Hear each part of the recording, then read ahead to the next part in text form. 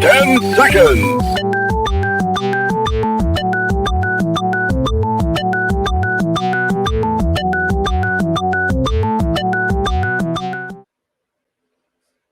Hang on tight, folks. Today, on June 17, 2021, issue 17 of Comic Book Spectrum.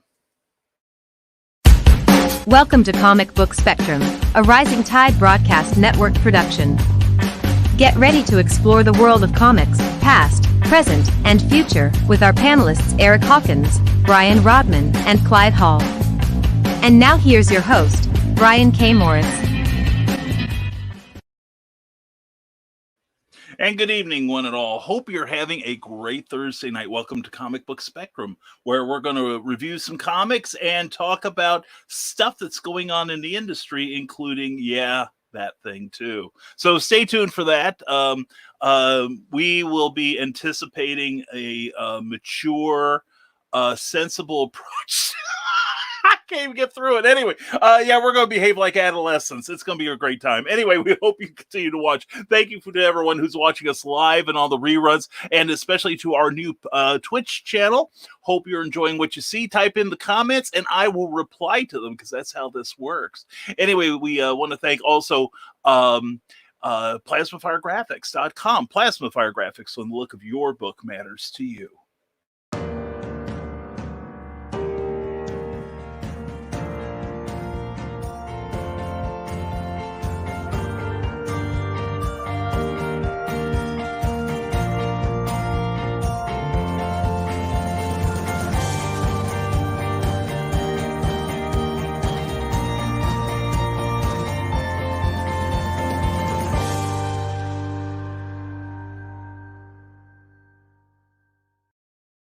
A huge thank you to Plasma Fire Graphics for sponsoring this episode. You've seen what they do. That trailer was done by Jeffrey Hayes of Plasma Fire Graphics. They do my trailers. They're going to be doing a cover to a book that I'm going to be putting out later this year. They do fantastic work, so please check them out. Check out their Facebook page, and especially go to PlasmaFireGraphics.com and check out all the wonderful stuff they have printed there. Plasma Fire Graphics, when the look of your book matters to you. Something else that matters to us is the Rising Tide Broadcast Network. We have a page on Facebook. Please sign up for it. Please give it a like, and because we've got your entertainment and information covered 7 days a week. And stay tuned tonight because I don't know that Amy Hale will be on with Creative as Hale, but definitely check out her back catalog of interviews. They are incredible. They really are. She and her husband John are sensational. And then at 9 p.m. tonight Eastern Time, check out Stupid O'Clock. It's always good. It's that after convention hours discussion that you love. You don't know where it's going to start, and you sure as heck don't know where it's going to wind up. And you'll probably break into a sweat trying to figure out how it changed so often. Anyway, please check them out and stick around for Last Man Standing with Dan Holofield. And we got some new shows coming up that I think you'll like. Anyway, please check out the Rising Tide Broadcast Network, both on Facebook and on YouTube. And please subscribe to the various channels that host it, okay? And speaking of people to check out Patreon. It's a monthly subscription service where for a modest monthly sum, you can help support your favorite creative people. And my address is at www.patreon.com/Brian K. Morris. Anyway, it's you get stuff for it. For instance, these people got mentioned because they are my patrons. They're also going to get mentioned in my books and wherever else I can shoehorn their names in for credibility on my sake. But anyway, please check out Patreon. We give you stuff for your subscription. I think you'll definitely be thrilled by it, I think. Anyway, check us out at www.patreon.com/Brian K. Morris. And speaking of things to check out our latest release from Ben Books, Snow Ambition, number 4 in the Snow Short series. If you like quick read crime dramas, we've got you covered. It's my brand new book, An Abraham Snow Adventure, available now for 99 cents on Amazon. Please check it out. And with that, now we're going to bring in a most wonderful crew. People, I look forward to this show every week because I have so much fun with these guys. And thank you to everyone who says you do too. So anyway, here they are. The three, the only, Clyde Hall, Eric the Captain Hawkins, and Brian Rodman. You're all unmuted. Gentlemen, how are you tonight? Spectacular. Fantastic. diabolical. There we Well, go. All right. all right, that's yeah, the Federal Trade Commission makes sure that we put in that truth in advertising thing. So anyway, thank you guys as always for being here. We're on issue 17. Whoever thought we'd go this far without killing each other, right? But anyway, we're going to start out with some reviews, and also your comments are welcome, please. Ted Davies Artistry says, "Good evening, all, and cigars, woohoo!" And the Fab Four Live. You better not be smoking in the house, pal. We all know what happens if you try that. But anyway, check out TED Talks timepieces on Thursdays, TED Talks on Tuesdays, and on Friday night with his wife, Christine. Check out Drinking with the Davies. Always a good time. And Ted's got a new show coming up, possibly on Wednesday nights. He and Glenn B. Fleming are going to start a new show dealing with conspiracy theories and debunking them. That's going to be a lot of fun. I'm really looking forward to that. And John Celestri, great artist, great animator, great friend, says it's showtime. So that's why we're here. We told people we'd start, and we will. Anyway, John, glad to have you here. Hope all is going well. Pop Culture Avenger. Hello, everyone. Greetings, Ted, Artistry, John Celestri, and greetings programs from Brian Hawkins. Brian, glad to have you here. And from the desk of a small press publisher, check out his interviews every Saturday night at 10 p.m. Eastern, 9 Central. CBS, hey, that's us. Push for Joe D. McPhee to be in issue 30 by harassing the CBS crew until it happens. Clyde needs competition in reviews. Oh, we ought to have you back on episode 29 just to screw with your plans. But anyway, we do want to have you back, Joe. We will. We're working it out. And Brian Hawkins, end of the line. There we go. And hello, one and all from Ted Davies. And remember, folks, if you've got any comments, please post them. And we will read the relevant ones on the air, because that's what we do here. This is not meant to be a monologue. It is meant to be a dialogue here. So please share the love. And so I'm thinking let's start as per usual with reviews of comic books that have come out. Who would like to go first? Someone other than me, because I'm not quite set up yet. Oh, well, here's the part of the show where Clyde is going to make us look so amateurish, as if we need the help. And he's the gold standard of reviewing. And we're proud to have him here. So, Clyde Hall, what have you got for us this week, sir? You, sir, are still the vibranium standard for hosting. So, when you put that up there, we have to qualify. And then we have the gold standard of independent comic creators too, as part of this crew. So, I thank you for your praise. But this week, I did kind of I like to vary things, but there was a book that I read, and it really impressed me. It's a horror book again. And I did a horror book last week, so please forgive the repetition. But The Nice House on the Lake, number 1 of 12, by DC's Black Label, $3.99, written by James Tynion IV. He has had quite the year. Art by Alvaro Martinez Bueno, colors by Jordi Belair. She has had a month. I don't know how many books we've reviewed or that ended up in my favorites pile this month that's got her coloring on it.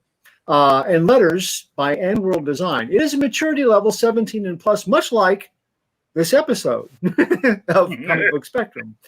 More about that later.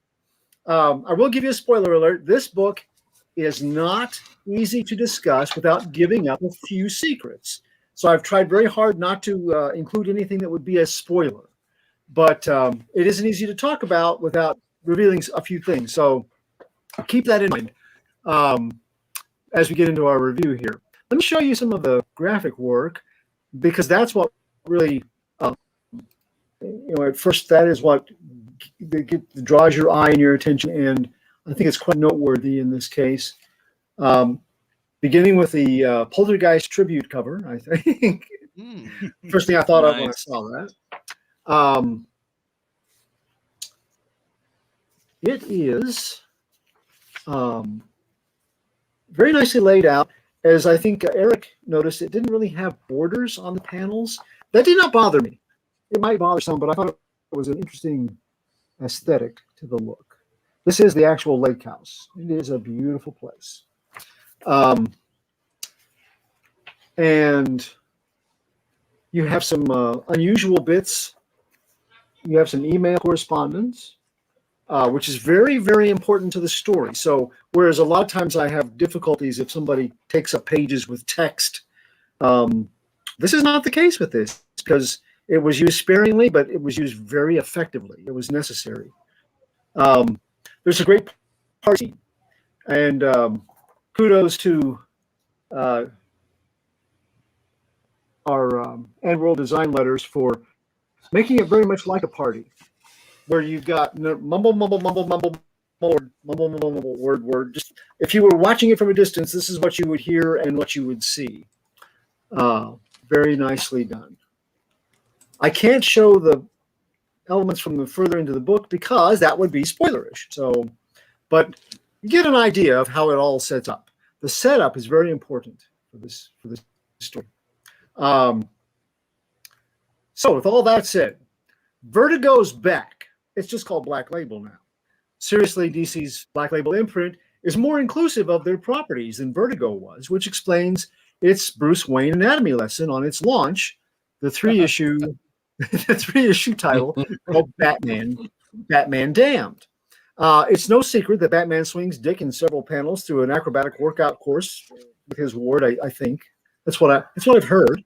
And quickly earned the book the nickname Batman Damn, but more on that later. Now, the next house on the lake will have you checking for the Vertigo logo, and for some readers, that's like coming home to the House of Secrets or mystery or both. I've been enjoying writer James Tynion of the Force run on Something is Killing the Children over at Boom Studios, and I felt like he was establishing a great new horror comic hero there, but what he's tapping into with The Nice House on the Lake makes the other title a promising, scary long game compared to this high-octane nightmare fuel that he pumps with the first issue.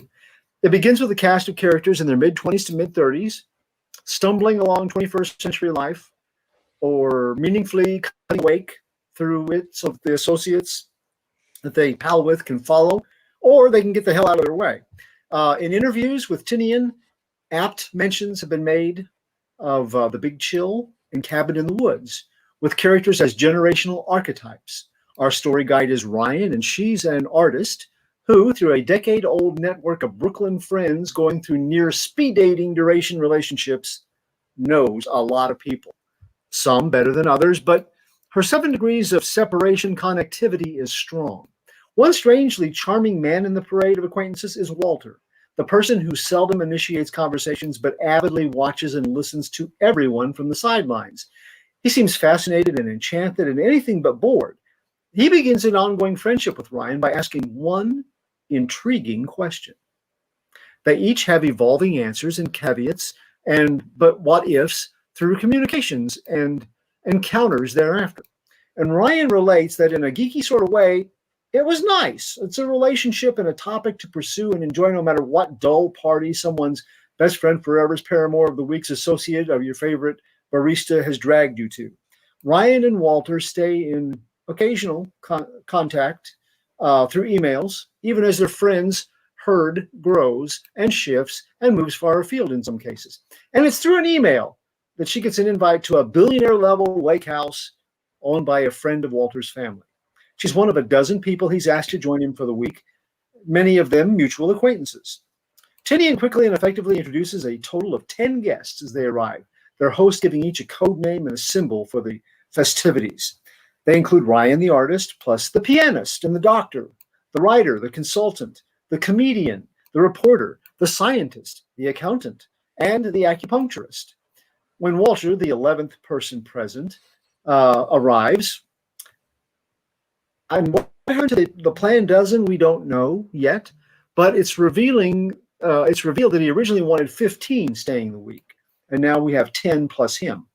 Tynion uses brief dialogue scenes as character sketches, building on their code names, and it's really good and brevity samples of dialogue, the kind that tell a lot without taking up a lot of space, and masterfully done. It's a very nice touch.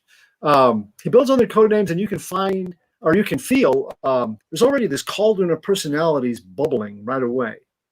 Then comes the midpoint. It'll unhinge your jaw. It's that moment that reframes and refocuses previous innocuous dialogue with more sinister intent. Second time I read it, after seeing how it progressed, the second time I read it, a lot of the dialogue was even more clever in light of what occurs later on. The guests learn that they can't leave. That, indeed, they may not want to leave, even if they could. They're safe, they'll want for nothing, and they must remain at this gorgeous, opulent lake house from now on. And it's here, despite the cinematic references above, that the story takes the Cage turn for me, that unaired Star Trek initial pilot. Caretakers act out of affection, but as the Telosians discovered in that sci-fi sampling, their attempted benevolence is not appreciated. Humans are dangerous, clever creatures who dislike even gilded prisons. Like Siegfried and Roy, Walter quickly learns that he may love his pets, he may have fostered long relationships with them, but they'll start carving you up and giving pique and instinct and the opportunity to do so. So that said, there's an underlying personal fear that this strong start of this book might actually get hung up on past sci-fi teleplay tropes once the full situation is revealed and explored. Now, undoubtedly, it would be in a fresh and new way, but I'm still hoping that future issues pack surprises more than just affirmations of what I'm expecting. For such a plethora of principal players, Tinian does a commendable job making introductions interesting. I'm thankful there weren't 15 characters, because even at 10, even with his quality styling, they started to blur together a little bit in the first reading. He's ably assisted by Alvaro Martinez Bueno's fantastic art. And Bueno is stylish. His panel layouts are distilled creatively, and their flow works well. There were a few instances where I took the wrong progression as I went from panel to panel, and I had to back up. But that unique aesthetic that he has made it worth a small added effort. It did not depart from the story. It didn't take my focus away from it. Jordi Belair has had a big month. She has, as I said, colored some of the best books on my pull list, and this issue's Exhibit A on why she's in demand. Whether it's a placid night scene on the lake, or a fractural attack sequence, or a quiet conversation sitting in the rain with ruinous fire framing you, Belair's colors let you hear the pond frogs and feel the raindrops and detect the glowing warmth from the flames. And Enworld Design took an above and beyond duty in this book with lettering, most obviously in helping craft those believable emails and computer screens for Ryan's invitation and for other perfect but unmentionable scrolling scenes as the story develops. This team creates a horror story opener echoing concerns, real and imagined, of our era, and with our modern perspective. The nightmares breeding behind our drywall panels while sucking on our Wi-Fi and internet provider cables. Tinian riffs across fears which mattered and which bedeviled us in this past year, plucking those fresh veins and ligaments and making us squirm. He and the creative team have set the bar so high, I am breaking my own rating rule for first issues with this caution. Please do not do what a few other promising DC Limited series have done lately. Strong starts, miring midways, and then dragging across the finish line, because we notice that stuff. And that leaves us leery of books which make mock on takeoff and then auger in before the story is told. This title is too good to let that happen. So my score on The Nice House on the Lake #1 is 8 out of 10. Wow. That's pretty good. I like that. A lot of people have been asking us to review that book, and now I know why. I also like James Tinian's writing, too. I've been following what he's been doing on the Batman titles and Justice League in the last few years, that he's got the concepts of like a Tom King and the emotional attachments to the various characters like a Scott Snyder. Showing the character interactions, but he really manages to balance it out. He's really, really a good writer. I like his stuff. So, and you've let the other two speechless, Clyde. This is sounds good. Sounds good. Yeah. When I first opened the book and I started reading it, but I did get distracted by the panels, and for some reason, I still have it. I'm going to go back and read it. Of course, I just never went back to it, but everything looked good. I did thumb through it after that. And I thought, well, maybe just the first few pages or something. But No, the art looked really solid in there, and from what I skimmed through, I really liked what I saw. So I definitely going to give it a read. It kind of the feel of it reminds me a little bit of House on Haunted Hill. I thought of that also. Yeah. Yeah. It definitely has that kind of a vibe about it. And again, there's nothing wrong with it. He got his own styling, and he sets it up very nicely. I just wanted to now take those similarities and rise above it. Yeah. And there have been times in the last year when DC launched a series I was excited for, and it arrived, and I was not disappointed. But by the time it got to the end, and I don't know if that's a corporate thing or if people just lost their head of steam as they're writing and illustrating it. I'm not sure, but Doomsday Clock. If I'm perfectly honest, Doomsday Clock is not a project I was very excited about to start with, and I love the art, but it couldn't disappoint me too much because my expectation was not very high, and there were some moments. There were some really good moments in it. I was more impressed than I thought I would be. I will say that, but. Yeah, a friend and I have had a long discussion about Doomsday Clock, good and the bad. But yes, that would fall into the category, I think, of one that kind of, let me down near the end. It was disappointing enough to make me go, well, fine, DC, we'll play heck getting any money anytime in the near future. But it was enough to go, I can't believe it started off here and you end up here. So please, Mr. Tynan and crew, don't do this to me again. Don't continue with this. He is usually not one of those kind of writers. I've been happy. Well, because of that very thing, Clyde, I'm waiting for it to be done, and I'm hearing what everybody that I trust say, and then I'll read it as a trade paperback. Yeah, there you go. Yeah. That makes a lot of sense. Yeah, I do that with some titles too, and I'm not really sure. John B. Pico was showing some scenes from Demon Days, Mariko, came out this week. And he was showing some of the art, and that's one of those on my list. It's a different thing than I normally get, but I'm going to wait and try to get some trades of that because my gosh, it's no matter what the story's like, just that art is beautiful, stuff.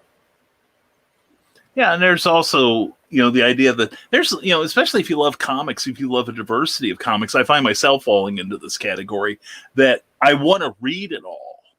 Yeah. I just don't necessarily want to own it. Because will I go back and read it again down the road?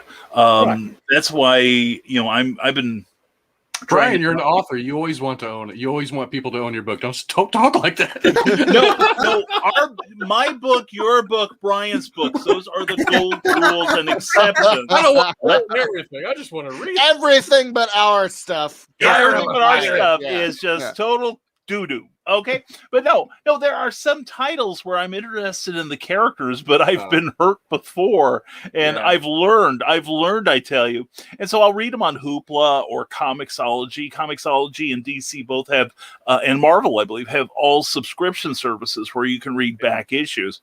And again, it might be that it may sound good, but how many times have we ordered something out of previews or back to Kickstarter project where that sounds great, then you realize you should have been wearing gloves while you're turning the pages. Yeah, and with a clothespin over your nose. Yeah, for me, especially these days, because of what Clyde said, you get a lot of really great, and it's not just comics. First issues, first seasons of shows.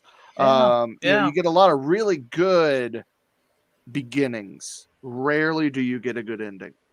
And that's why a lot of times, unless I'm just absolutely waiting for this thing to start, like for example, Netflix's take on Neil Gaiman's Sandman, I'm not waiting at all for that to finish. I'm day one binging the whole thing.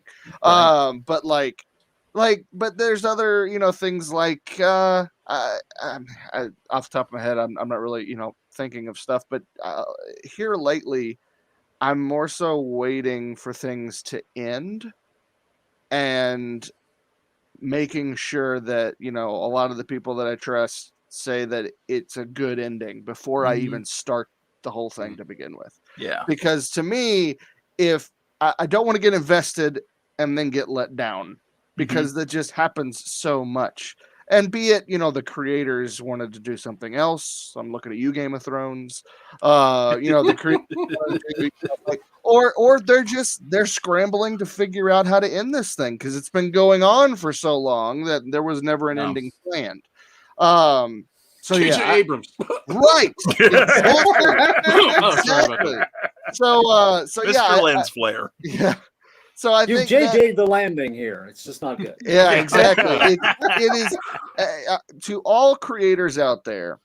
When you start a project, you don't have to have everything planned out, but at least have an ending in sight. Have a way where these things you're introducing are gonna wrap up. And I think if you don't have that, and you're just kind of flying by the seat of your pants, you're missing a lot for yourself and your readers. Yeah. And you made a good point about the beginning and the end. One of the things that turned me off about Marvel was from one of my favorite writers in all of comics, and that's Warren Ellis. Yeah. He was writing Iron Man. This was the start of the Extremis story arc. And I read the first 5 issues, and I had to go back because I reread issue 4 and realized that you could have taken it out of that sequence and nothing at all would have changed. You could read 3 and skip to 5 and not notice. Yeah, that's bad. Yeah, that is, and especially for somebody as good as Ellis. He's quite the wordsmith in my opinion. But that was one of the things where I'm like, that's where I started noticing the writing for the trade idea. Yeah. And even my beloved Superman did that a number of years ago when during the New 52, about 2.5 years in, Greg Pak took over Action Comics, and did his version of Superman fighting Doomsday, which we've seen over and over and over again. And then I'm realizing that, first issue, exposition, everything, good value for your money. Next issue. And I'm like, why am I spending, which would have been at the time probably about around $20 for a story I know I'm not enjoying, and I know I'm not invested in. Yeah. And for about a year and a half, I stopped buying Superman. And go ahead, Eric. Okay, that's one of the main complaints about American comics and manga comics. American comics, there is no end. It just keeps going and going and going. They don't have an end. Manga comic has a beginning and an end, even though it seems like you go in a store and there's 100 volumes, but still. Yeah. Supposedly most manga stories have a beginning and an end. It doesn't keep going like 50, 80 years. Right. Well, like manga approach their series as like almost television shows. Like each volume is a season. Yeah. And there's an overarching story to each season or each volume, and and like that's good. And I think American comics have tried to do that with the trade paperback format. But I learned, I think we learned this with network television shows. When you're forced to have a certain amount of episodes or issues to fill in this much space, you really rob the story. You get those times where the filler issues, the filler episodes, where if you take them out, it doesn't matter. And if you're good at those filler episodes, you use those for some character development, things like that. And that's good. But I'm of the mind of, kind of the streaming mentality as far as shows are concerned, as well as I think indie comics, you don't need to have 4 issues. You don't need to have 6 issues and then that arc's done. And you don't literally just tell the story until it's done. Right. And there you go. And I feel like we need to kind of break away from this, this is 1 of 6 and 1 of 4, and that's all you can do. And I think that's really hurting a lot of stories. I agree with that. I think DC has done, shut up, Ted, has done a lot to get away from that.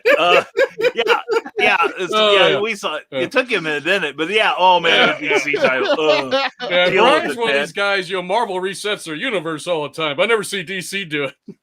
Yeah, let's see. It's 7:30 right now. Every other year. We got the new 89. I think they both get together, DC and Marvel. Go. It's not screw with the customers again. Yeah, it's not called rebooting, Eric. It's called rebirthing. That's right. Yes. Well, that's it. Well, I was going to say, you read although some parts of the rebirth were were what I described, but I noticed that DC start with Rebirth a few years ago, started doing less of the 6-issue arc. Yeah. You started having like 1-part stories or 2-part stories. And, you look at the DC trades now, since the beginning of Rebirth, you're going to see some that, they have 6 issues in there. You're going to see some that have 8 issues, some that have 5, some of them maybe 3 issues, and they drop an annual in there or something, but they're all of varying thicknesses, and because that's what they are being shut up. That's what Catwoman said. Oh, okay, hold on. We gotta get this out early. Okay, there we go. Anyway,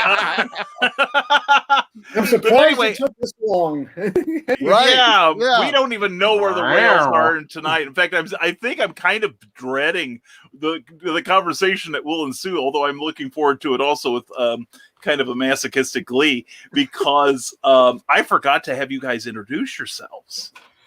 It's like an editorial thing, where like in comics where they always explain where Spider-Man got his powers and Superman's from Krypton, etc. But I think subconsciously I'm like, oh crap, we're wandering into the minefield. Could I have my blindfold now?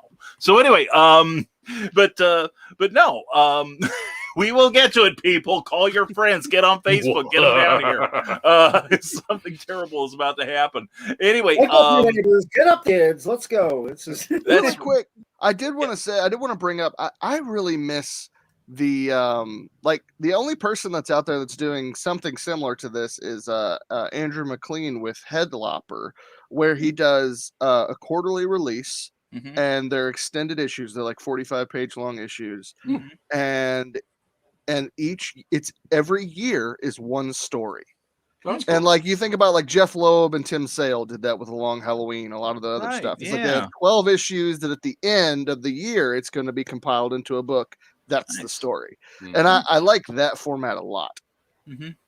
Well, some people know when they need more pages. I'm seeing that more in independent comics, led, of course, by Mr. Eric Hawkins here, whose second issue of the Zombieful World of Oz was bigger, thicker, longer than the first one. 44 pages with some fluff at the end. 4 of the best pages this man has ever drawn. I did like the art in there, but I am going to go. I found a new font to fix that when I go into the trade paperback. Thank you. Because Cookie, she's used to like the Ben Oda, John Costanza type lettering. She's not a huge fan of script, and she's like, "The art's nice, honey. I'm sure your story's really good." Yeah.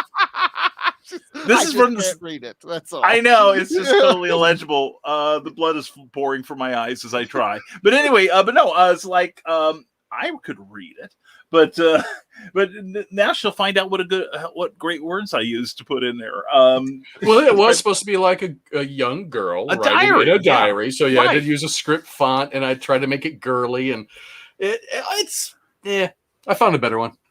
Good. All right. Lambot had a bunch of new fonts on there this week. Ooh. Like we look forward to New Comic Wednesday. Eric looks forward to New Font Day. But anyway, I understand. I look at them too. But anyway, tell you what, to fix my faux pas, you want to introduce yourself at the end of the show, or do you think we ought to go around before we do the reviews? And Clyde, I would come back to you and let you tell everybody how the end of the show. Yeah, I'm thinking so. Screwed up the beginning. Let's do it at the end. Yeah, I know. I always screw it up somehow. That's why I need more subscribers on YouTube so I can actually pay somebody that knows how to do this. Ooh. Okay. I'm not going to pay him much. But anyway, we've got some comments here from the desk of a small press publisher. He's laughing at us because Brian Rodman and the captain were left speechless. And as for the dead air in some of these stories, please, they just need to be warmed up. And Ted, that's enough out of you. Anyway, and from the desk of a small press publisher, the reader in me hates the collector in me because wanting to read books. The collector in me hates the reader in me because I have to buy more than one copy of issues I really want. Well, the solution, I would say, then is buy your funny books and get them slabbed so you can't touch them, and they'll be eternally beautiful. And then wait for the trade paperback or get a subscription at Comixology. So, what is it? They have a subscription service for like $7.95 or so a month, and you get something like 25,000 comics from the major publishers. I have that. It's Comixology Unlimited, and that's actually only $5.99 a month. Oh, is it now? Okay, yeah. Cool. Yeah, pretty awesome. Yeah, and maybe next week it'll be free for Brian for mentioning it. Hey!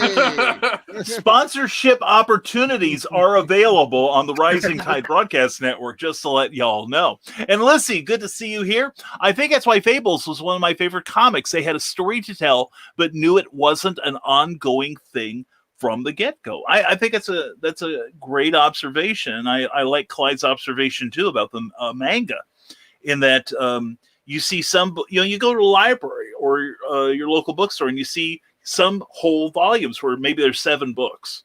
And then you'll see something like Ranma 1/2, which I think was like 36 volumes. And then you see something like Naruto, which I think the original run was like something like 75, 80 It's editions. Forever long. Yeah, it's monstrous. And then they started a brand new series about Naruto's son.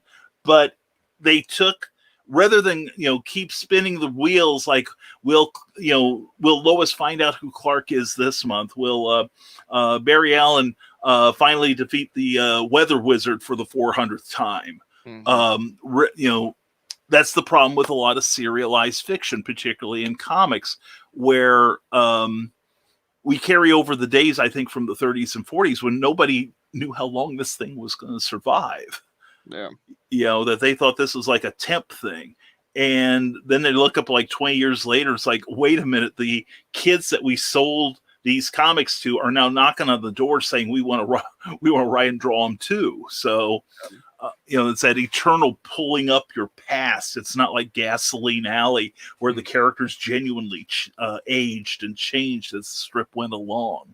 So anyway, Carleen asks, hello, have I missed all the good stuff? Nope, we're warming up for it, babe. You just brace yourself. Get Carl in the room.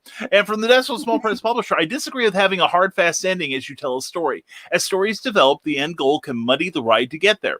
I do agree to have some arcing conclusion, but that can be worked. And I like that too, because how many times have I written something and the ending that I end up, and Clyde probably can relate to this too, I'm talking more about prose, but the ending doesn't always match your original notes because you get to know the characters and such. I think it's good to have, what I meant by that was it's good to have an ending in sight when you start. Like that way, because I feel like, again, I go back to Game of Thrones because I feel like that's the biggest disappointment that our culture has seen as far as this goes. But like the ending wasn't created when they started the show because George R.R. Martin is going to die before he finishes those books. And so like there is no actual ending. So they had to just come up with something. Mm-hmm. And they were busy focused on Star Wars, which ironically enough, they're not going to be doing anymore. And so like, they just kind of, I feel like they threw this ending together and it needed at least another season of storytelling almost. So not that you have to start with like, this is absolutely how I'm going to end it. Nothing can change, but at least have something in mind of pretty much what is going to be the, conclusion to your character's journey. And you can change how he gets there. It can change a little bit at the end, but at least have something in mind. Because if you go in completely blind, I feel like you're just kind of setting yourself and your readers up for disappointment. I've just seen it far too often. Yeah, and think of some of the best stories that we've ever seen have, been brought. They brought a character to their end, like the original Archie Goodwin and Walt Simonson Manhunter. And that ran in the back of Detective Comics. If you have not read that one, keep in mind this was Walt Simonson's very first comic, and he's got it nailed. And Archie Goodwin is arguably one of the greatest writers and editors in comics, but it ran about 7 issues or so, and it's fully contained. And it's brilliant storytelling, brilliant writing, humor, action, you name it, a connection to the DC universe, and also The Death of Captain Marvel by Jim Starlin, where Captain Marvel is dying of cancer and coming to terms with it in the graphic novel. And Brian, that's a Marvel story. I know. I do read them occasionally. This was long ago when they were good. Anyway, slap myself. Anyway, but no, some story or what was it? Omega the Unknown had an ending. Another Marvel comic. But a lot of my favorite books have had definite conclusions. Now, it's not to say you can't come back later and say, "Oh, wait, I've got another great story I can tell." Hellboy and BPRD is a perfect example of that. He had an ending at the, in the beginning. He had an ending. He knew he wanted Hellboy to go to hell. He knew that the world was going to go through this kind of Armageddon thing. How he got there, it was flexible, but he knew that was the end goal. So yeah, and it paid off. And you can kind of tell when it when you have those sorts of end stories that work, because how many Manhunter stories have we seen since they used to clone for the Power Company, but that version of Manhunter, has never been revisited very much. Omega the Unknown never revisited very much, if at all. So I think that there's a certain consensus among at least creatives that, okay, that was very well done, and that story's told. The Death of Captain Marvel, they have had several Captain Marvels. Again, it's like we leave that alone. Only occasionally do you get an end story, a definite good ending that somebody will be creative enough to come in and maybe Winter Soldier it, to give it another life and to continue it on with some good storytelling. But there seems to be that's kind of a way to gauge too, I think. I like that. And we have some more comments here. Joe Dog McKeel, later on he'll be on Stupid Font. Please check it out at 9. Welcome to Font Talk. We're gonna have all fonts all the time. We are, if we don't get that those sound effects or that warm lettering, the comic sucks. And hey, Comic Sans all the way, baby, right? Oh yeah, nothing but. I'm telling you. And that's when Eric died, everyone. Eric, I hope you have your hail pail next to. They could get ugly.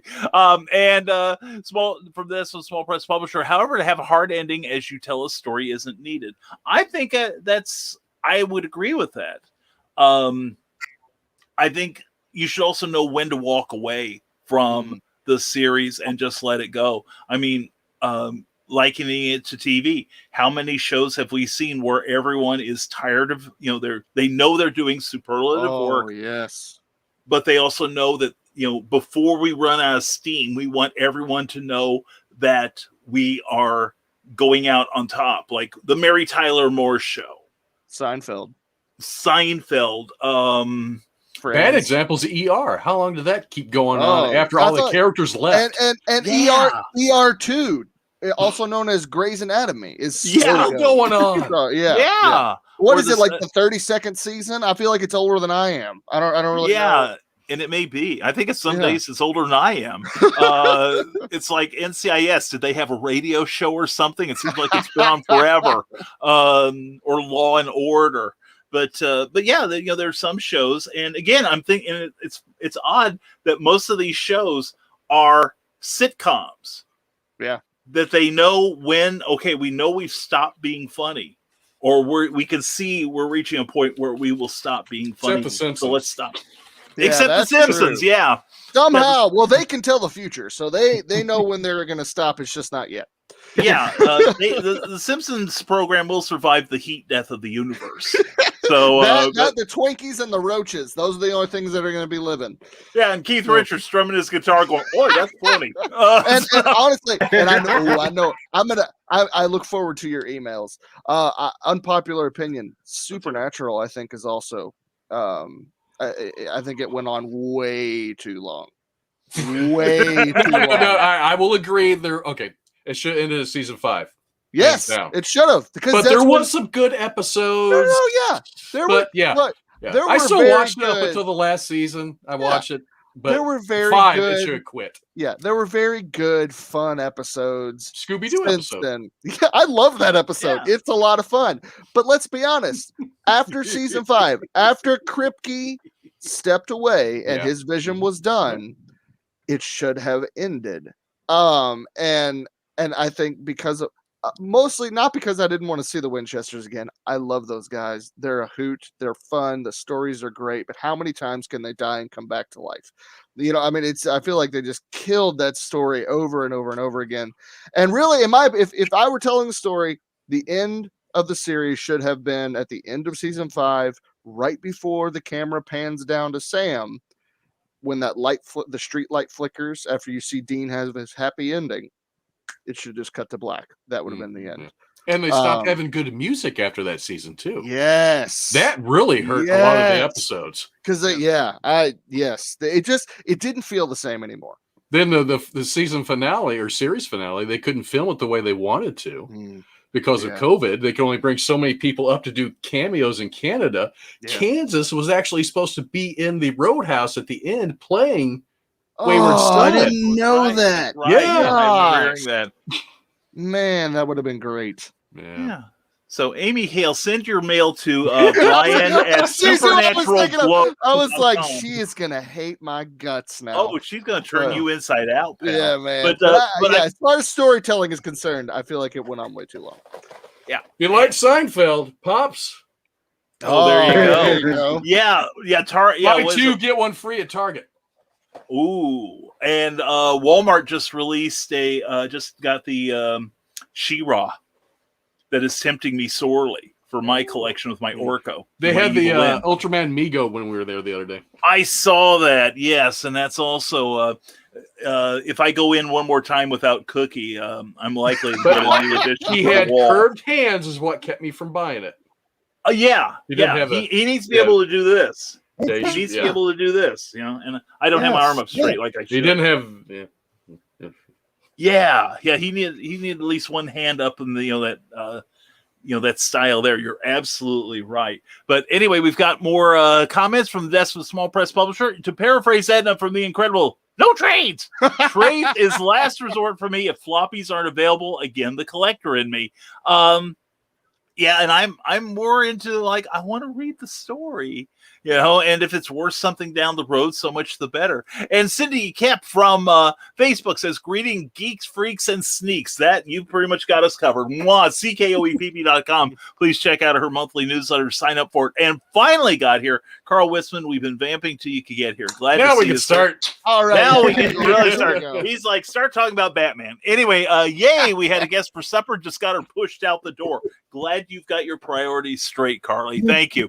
And he forgot what time y'all came on. It was out in the hallway breaking down boxes. Oh my gosh. And John Celestri says, I write and draw my series as though it were an ongoing newspaper strip. I like that approach. Yeah. And John, if you got a link to your comic, please put it in. We'll post it on the hold air, up here. Wait. Hold it. Do we have it? We have it, baby. All right. Yes, I have a yes. Look at that. Talk it up, Brian. Yes, we're just gonna. This isn't the book I'm reviewing, but I will be posting a review later on. I gotta tell say, us the name. Tell us the name. Yes, Bloodwing Angel Chronicles. Yes. This is Michael. And I like I said, I have read part of it. I don't want to say too much about it, but I just first impressions with the artwork. He is Jay Selly, as I like to call him. Sir, you are so good. Like, look at Yeah. that. Look at that artwork. I love that the two characters in focus here are the only two things that have color on it. And I just, it's very stylistic like that. Gosh, I love it. And really, it takes me back to Don Bluth stuff. Oh yeah. So just so far, I'm loving the story. I can't wait to see how it ends, and I'm really looking forward to the next two. So yeah, excellent. There's your endorsement, John. And it's well worth it too. I enjoyed my copy. I got the e-version of it, so because I didn't want to wait. Anyway, Brian Hawkins says the 80s G.I. Joe books used to have a lot of one-issue stories and some longer arcs. Nice mixture of the two before the days of writing for a trade. True that. And Cindy Cap says neither the beginning nor the ending match anything like my plan. Guilty as charged here. And Keisha Acuff, hello, beautiful people. Mwah, hello, beautiful you. Glad to see you. Check out Keisha Acuff's YouTube channel because she's awesome. And biggest disappointment. yes, Yeah. That's a great example. Mhm. Such a good example. I feel, and that's the problem with Lost was another J.J. Abrams thing. Yeah, I feel like a pattern begins to emerge. Yeah, it started so well, and it felt like it was headed to it felt like they knew exactly what each little individual piece was for. 13 seasons down the road. It felt like it was so intelligently and intentionally placed every single episode, and then to end the way that it did. It was just like, did you guys even think when you were writing? Like, what the heck? Well, even Alias with Jennifer Gardner that J.J. Abrams was in charge of was the same way. I watched the first season. It's like, okay, Sydney has a dad in espionage and they're examining their things. Oh, wait a second. We got to get this prophetic book as part of the storyline. Well, we're almost to the prophetic book. Wait, drop that assignment. You're off to do this. And it's like wait, is Chris Claremont writing these episodes? Yeah. Oh my God, that's just what it felt like. I feel sorry for J.J. Abrams' wife because he just can't finish anything. Oh yeah. Speaking of which, stay tuned to the rest of the show. We'll be talking about that and too. Catwoman. and Cat. Well, you betcha. And Lissy says, HIMYM shows How I why Met Your this Mother. is. Thank you. Thank you. I never watched it. See, so How I Met Your Mother, I appreciate the translation, shows why this is the ending. No matter what, endings are a bad idea, though. Endings should change as the story fleshes out. And that's excellent, Lissy. Thank you. And I also remembered a drama that ended well. You may not have seen it. It's a British show, Blake 7. Ooh, yes. Yeah, Clyde, am I right? Yep. It was created by the guy Terry Nation who created the Daleks for Doctor Who, and it was a group of 7 individuals of ill repute who banded together to defy the Empire. Well, the last episode, what was funny about it, a little aside here, it was called Blake 7. Well, after about 2 seasons, the actor who played Blake said, "I'm the star, pay me more money." The BBC said, "Screw you," and wrote him out. And so the plot became, where did Blake go? Let's look for Blake. So Blake, the actor who played Blake, came back in the last couple of episodes. But it basically, and I'll spoil it because it's been out for 30 years. I don't feel bad about this.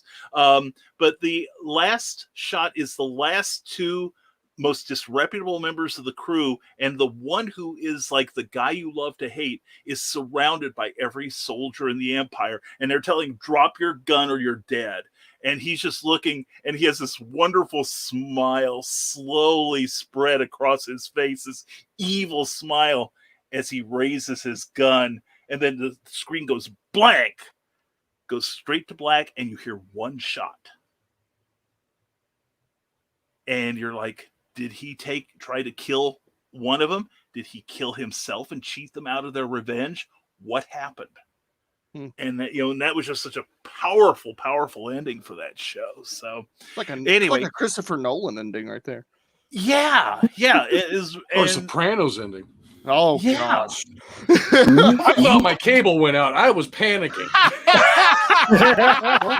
Like, whoa, no, not now. Damn you, not now. And Cindy likes the new format here. She thinks it's font-tastic. And mailbox, open mailbox. What? Do I have to go to my mailbox? Okay. Oh, sorry, that's a joke from font conference. Okay. Whew, I thought I missed something. And it's like, hey, leave L&O alone, says Carly Carly. And Brian Hawkins says, sitcoms seem to know when to end better, maybe because they follow the leave them wanting more rule. The one exception to that was Married with Children.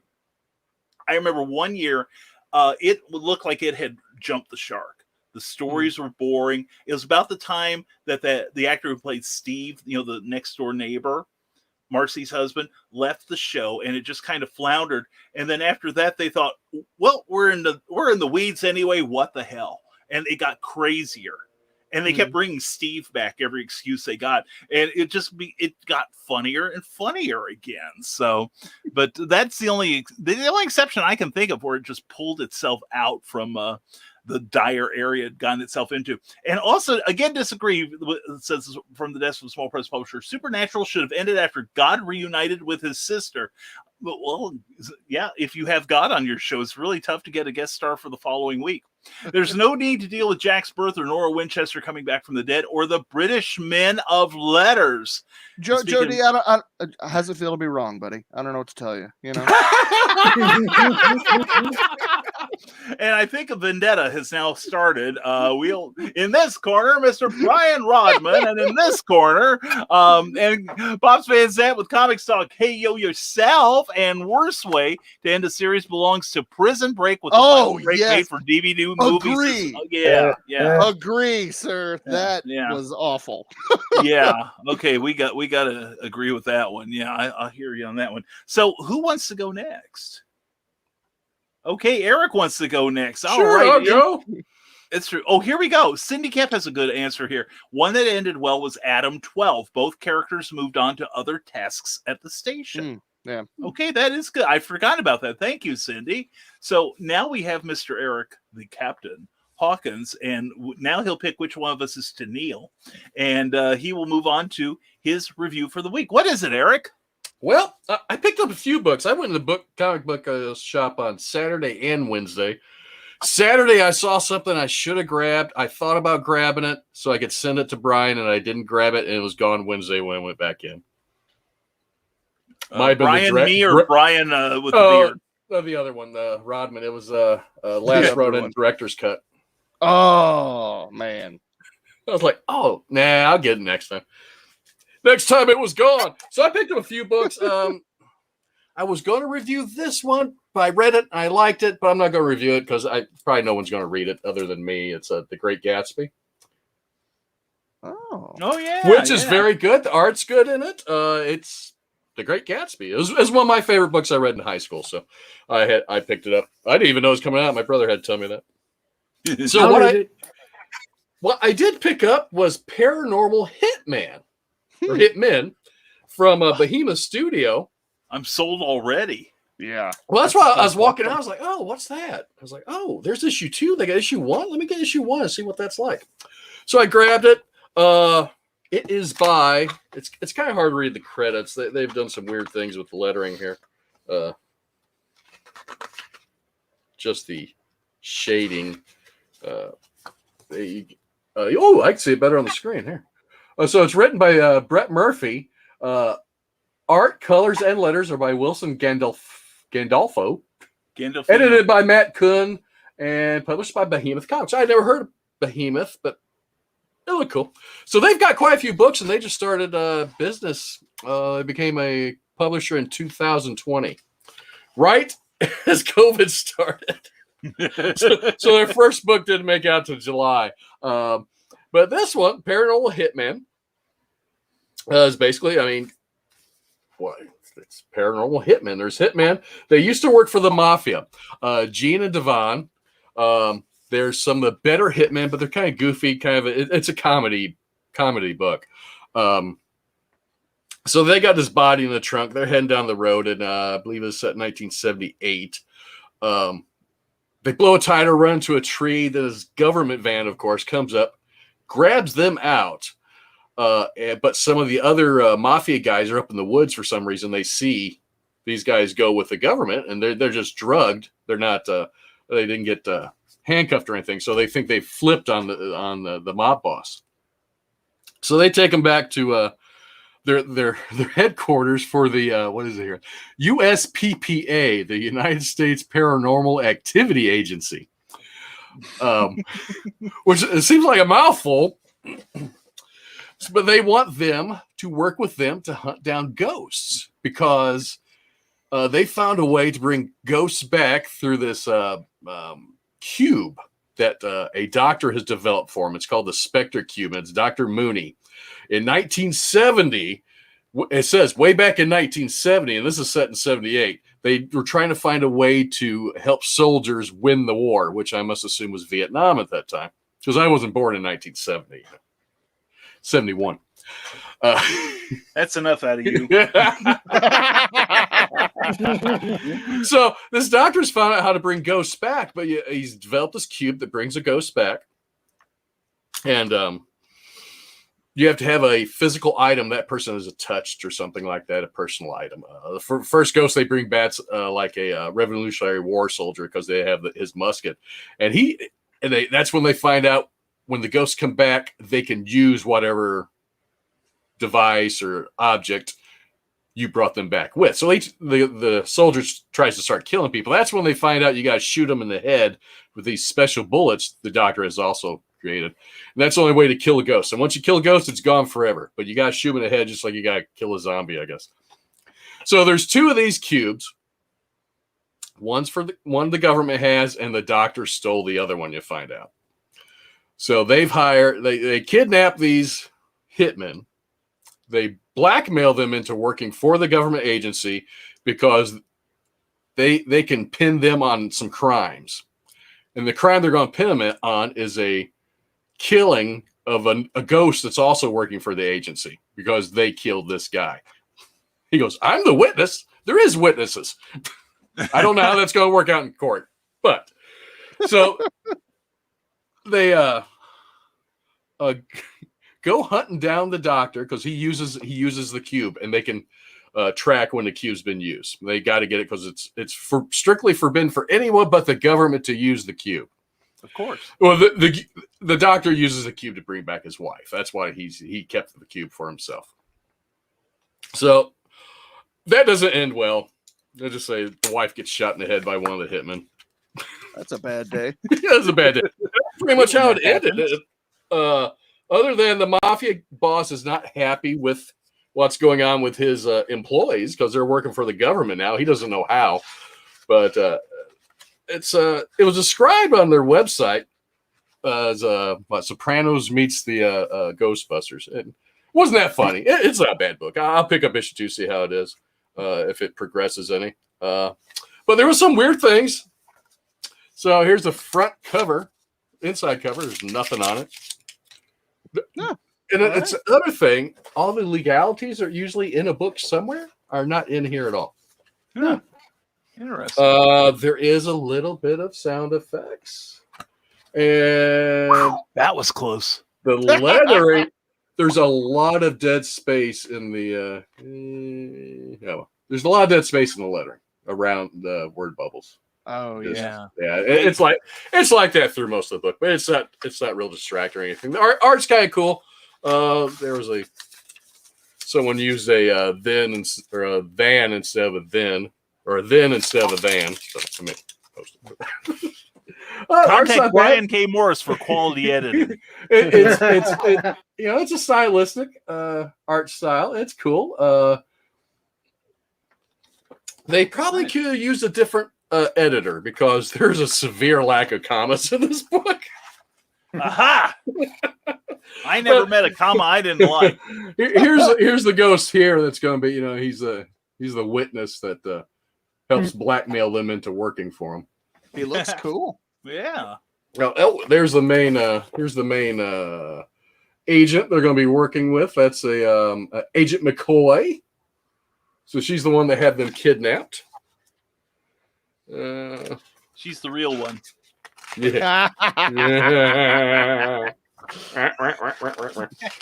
Well, I mean, in bed. Art's cool. I mean, you do nice perspective. The colors are cool. I can't complain about the artwork. The lettering just a little bit wonky, but not so bad. I've seen so much worse. Well, you know what it reminds me of are those comics that are like come from overseas and then they're translated into English. Oh, yeah, I see that. Yeah. Yeah, I was going to say a lot of manga actually has a whole lot of negative space in their bubbles. Yeah. Their dialogue, my favorite panel. Crash. There you go. But overall, for $3.99, it's not a bad book. I mean, just some things I just found odd. Nothing, no legality clauses here. Back cover's all black too, except for All Hail Behemoth down here in the bottom. Yeah, that's actually on all their books. Is it? Really? And they had the hardest time scanning this at the comic shop because this is really dark. I mean, when you're looking at it in real life, you can't see it. Yeah, that's a good way to peeve your local comics monger.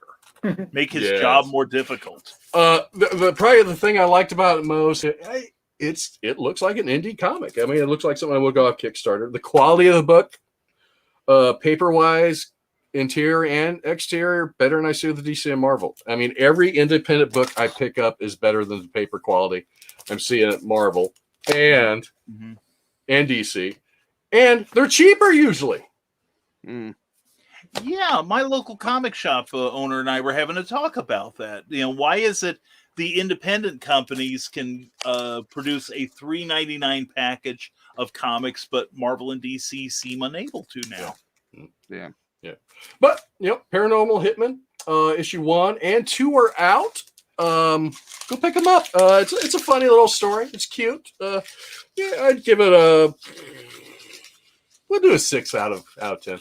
I mean, that's not a great, spectacular book. I mean, it's no Geiger or Two Moons, but it's a good book from a small publisher, and I do recommend it. Yeah, I won't even throw it.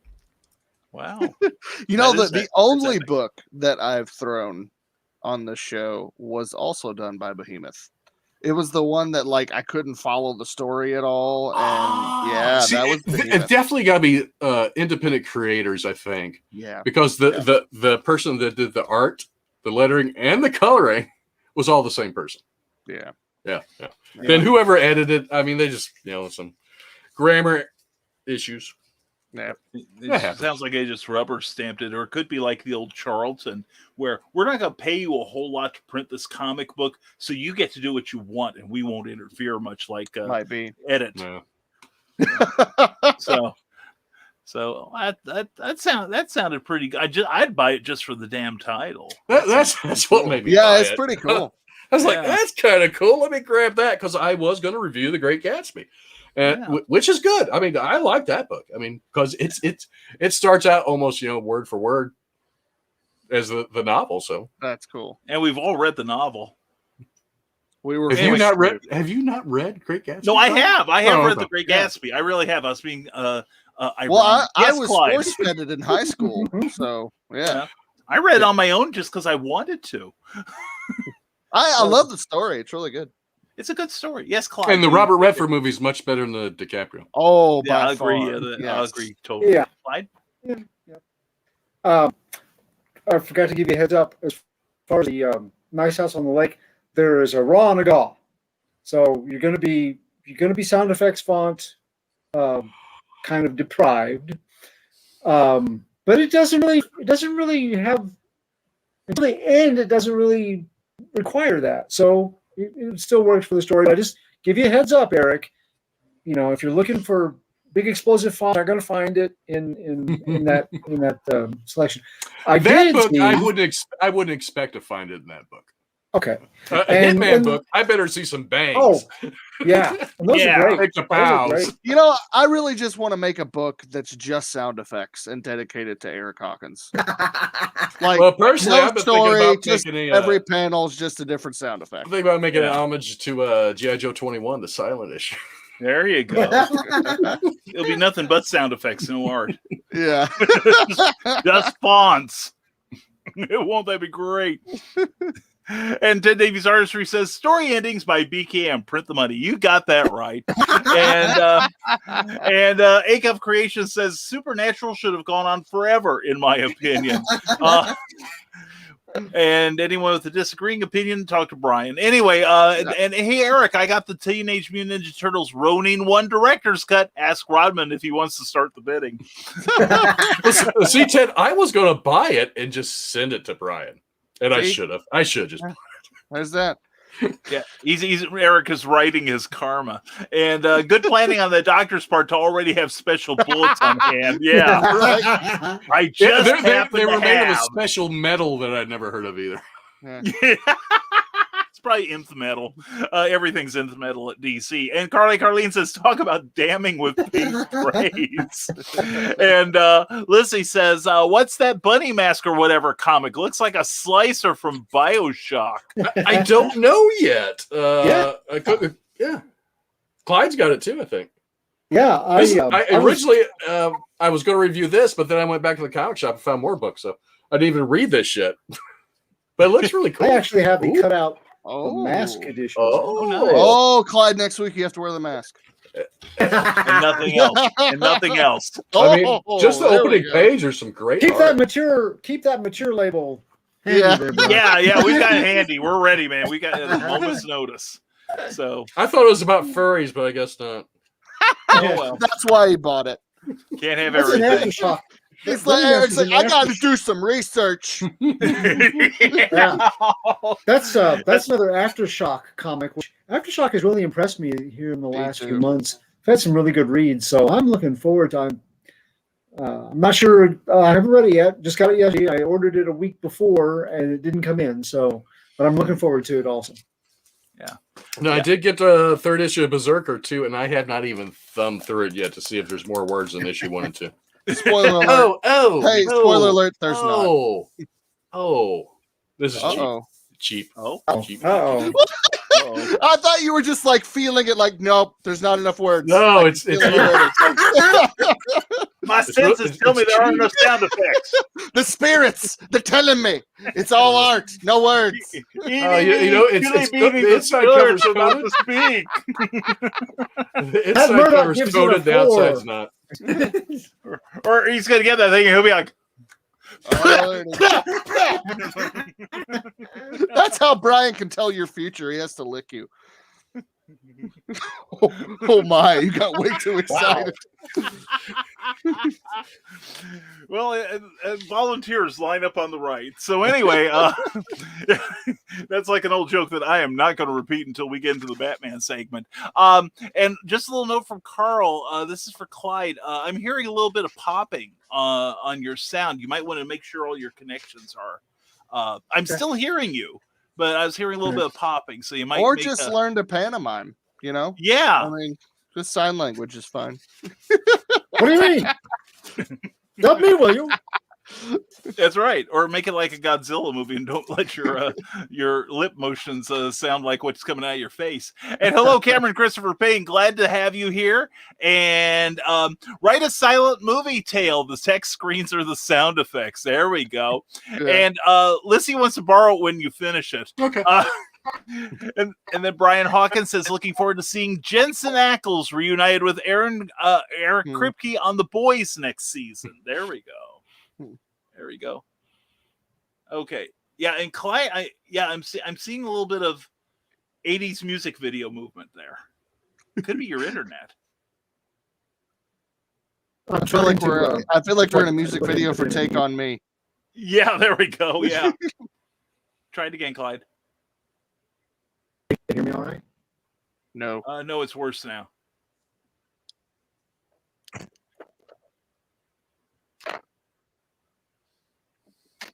Technical difficulties are being had, everyone. Please bear bear with us for a moment. We are experiencing technical difficulties. Yes. Do not adjust your set. We shall return in a moment. Yes. So, and Brian Hawkins says, since Supernatural keeps coming up, we can fix that though. Anyway, We're never going to get to the bad stuff this way. Yeah, I'll go next. Might be a good thing. Anyway, Brian Rodman, Clyde, you want to test one more time? Well, I just look at Eric's backside. Disconnected everything. Oh, that actually sounded much better. Talk again, Clyde. Test. A little better, yeah. So let's go with that, okay? And and Cindy Cap says, technically, I can be difficult. Technically, we are impossible. Anyway, so Brian Rodman, why don't you? Oh, Brian, wait a second. Eric has something here. Hold on. What's he got there? Oh, there it is, baby. Nice. And where did you pick this glorious thing up? I picked that out from Hot Topic when it came out. I don't know, 4 or 5 years ago. It's worth like $130 right now. Oh my God! Wow! Good investment, folks. Good investment. So don't throw anything away. Punch your mom if she says you have to. Become a hoarder. Throw the stuff away. Throw the stuff away. That's right. Yeah, be more like us. Just let it pile up in the corner and go, wow, it's worth this much now. Cool. I'm gonna blow the 6-inch layer of dust off it now. So that keeps it preserved. So anyway, just let everything pile up and say, I may need it one day. And then they'll make a show about you. Yeah, I'm one phone. That's why I'm working on my comic book room, because I'm one phone call away from having a season of my own show. So anyway, we have got Mr. Brian Rodman, full of vim and vigor this week, and he's got I'm full of something. Anyway. I bet he's got a DC book to review. We can. Only do hope. I? Let's nope, not at all. Oh, damn it! Yeah, I saw that. Yeah. So I have been passing this in the comic book store for like, I don't know, 3-4 weeks now. And there are currently 3 issues of this out. It's called Witch Blood. It's by Vault Comics. The description is a modern Wild West road trip about a witch named Yuana. Cruising the Southwest as a band of bloodthirsty biker vampires, the Hounds of Love, hunt her scattered coven for the source of all magic, witch blood. From the critically acclaimed creators of The Modern Witch, Tarot Deck, and Long Lost comes Witch Blood, a blend of action lore and Americana. Perfect for fans of Buffy and American Gods. Matthew Ehrman is the writer. Lisa Sterl, I probably butchered her last name, I'm sorry, is the artist. Gab Contreras is the colorist, and Tim Daniel is the designer. And I gotta say, it is very, very unique in tone. The artwork is also really unique, but I don't know that I've ever really read a comic as quirky as this one is, as far as the language and vocabulary used. We immediately meet Yuana. She and her crow, who, let's see, is the name is BHU. I'm not sure how to pronounce that, Boo? but Boo. Boo? I'm gonna go with Boo. I know that's wrong, but anyway, this actually has the nice colorful inside front cover that tells you very 80s looking. It's very 80s looking. The color palette is very, very 80s. And honestly, it doesn't give you any kind of like what year this is or anything like that, which I really like. I like when stories do that. It just kind of introduces it feels like a Western, but there aren't any horses. That's all cars and motorcycles and but not in like a weird Mad Max way either. It's just it's like a modern Wild West style culture, which is really, really cool. The artwork is fantastic. I love the artwork. That's honestly what got me to pick the book up. Nice. So there at the beginning, you see her and her crow are running low on some supplies, so they decide to go to the nearest town and rob some people. And get the bike fixed, and get something to eat. On the way there, she gets cut off by this jerk who runs over her bike and then just drives on. And I gotta say, I had some laugh out loud moments in this. This book is lighthearted, it's campy, and it knows it, and it has fun with it. but still tells a great story. So as the jerk who runs over her bike drives away, we follow this character, and she ends up being much more. Let's see if I can get in there a little closer.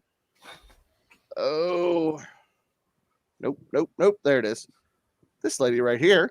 And you can immediately tell just by the way she's drawn, her outfit, everything about her, that something's a little different about her. She goes into this diner in the town ahead, and just orders. This was really weird. I thought it was really funny. They never explain it. It's just issue 1, so they'll probably end up coming around to it. But she asked for 2 coffees with 8 creams per cup. Whew. Want a little coffee with your creamer, and 2. Is that my wife? And 2 bottles of salt. Ew. Yeah, I know. I'm like, what? But it just adds to the, just the quirkiness of the book. You really start to get through little things like that throughout this book. You get to know their personalities a little bit. And there's not a whole lot of time to do it in one issue, but they do a pretty good job of it. And then immediately you also add a little lettering, note. If you can tell, this guy right here is kind of mumbling, whispering to himself, and the dialogue, the font in the dialogue is just ever so slightly dimmer than the rest of it, which I thought was a really cool way to just kind of show that he's whispering or talking under his breath. But something's up. He's there and he's like, oh no, why is she here? They figured it out. So you're like, I don't know what's up with that. Well, meanwhile, then Ioana and her crew show up in the same town with her beat up bike, and she goes to a mechanic. And the mechanic is like, look, she's like, hey, if you fix my bike, I'll trade you, whatever. I can work it off, whatever you want. And he's like, no, cash only. Yeah. And there is a joke about that, Derek. And he's like, no, cash only. The other stuff's no good to me. So she actually has a couple funny moments of like epic, like failure. No. And decides to go and essentially steal from somebody. She ends up at the same diner as the chick that hit her bike, and she sees the car and goes in and confronts her. Is this the chick that likes the coffee creamy and salty? Yes, it is. And so she goes and confronts her, and they both have a little back and forth that's actually really funny. And she Ioana tells this lady that, hey, you owe me $500 and breakfast. So the lady gets up, she pushes her breakfast towards her, and she gets up and she goes outside to her car, and Ioana's enjoying the breakfast, as you can see, enjoying the breakfast. She's like, yes, I'm victorious. Well, the lady comes back in with a sword. And we find out that she is actually a witch hunter. Because Ioana is a witch. And so they end up having a knockdown, drag-out fight in the middle of the diner, which I thought this part was really super cool. In the middle of the fight, Ioana just turns her back, throws something into the coffee pot, and casts a spell with the coffee that's laying on the table, and throws it and causes like a poisonous gas to emerge so she can escape. I thought that was so clever, so creative, and cool.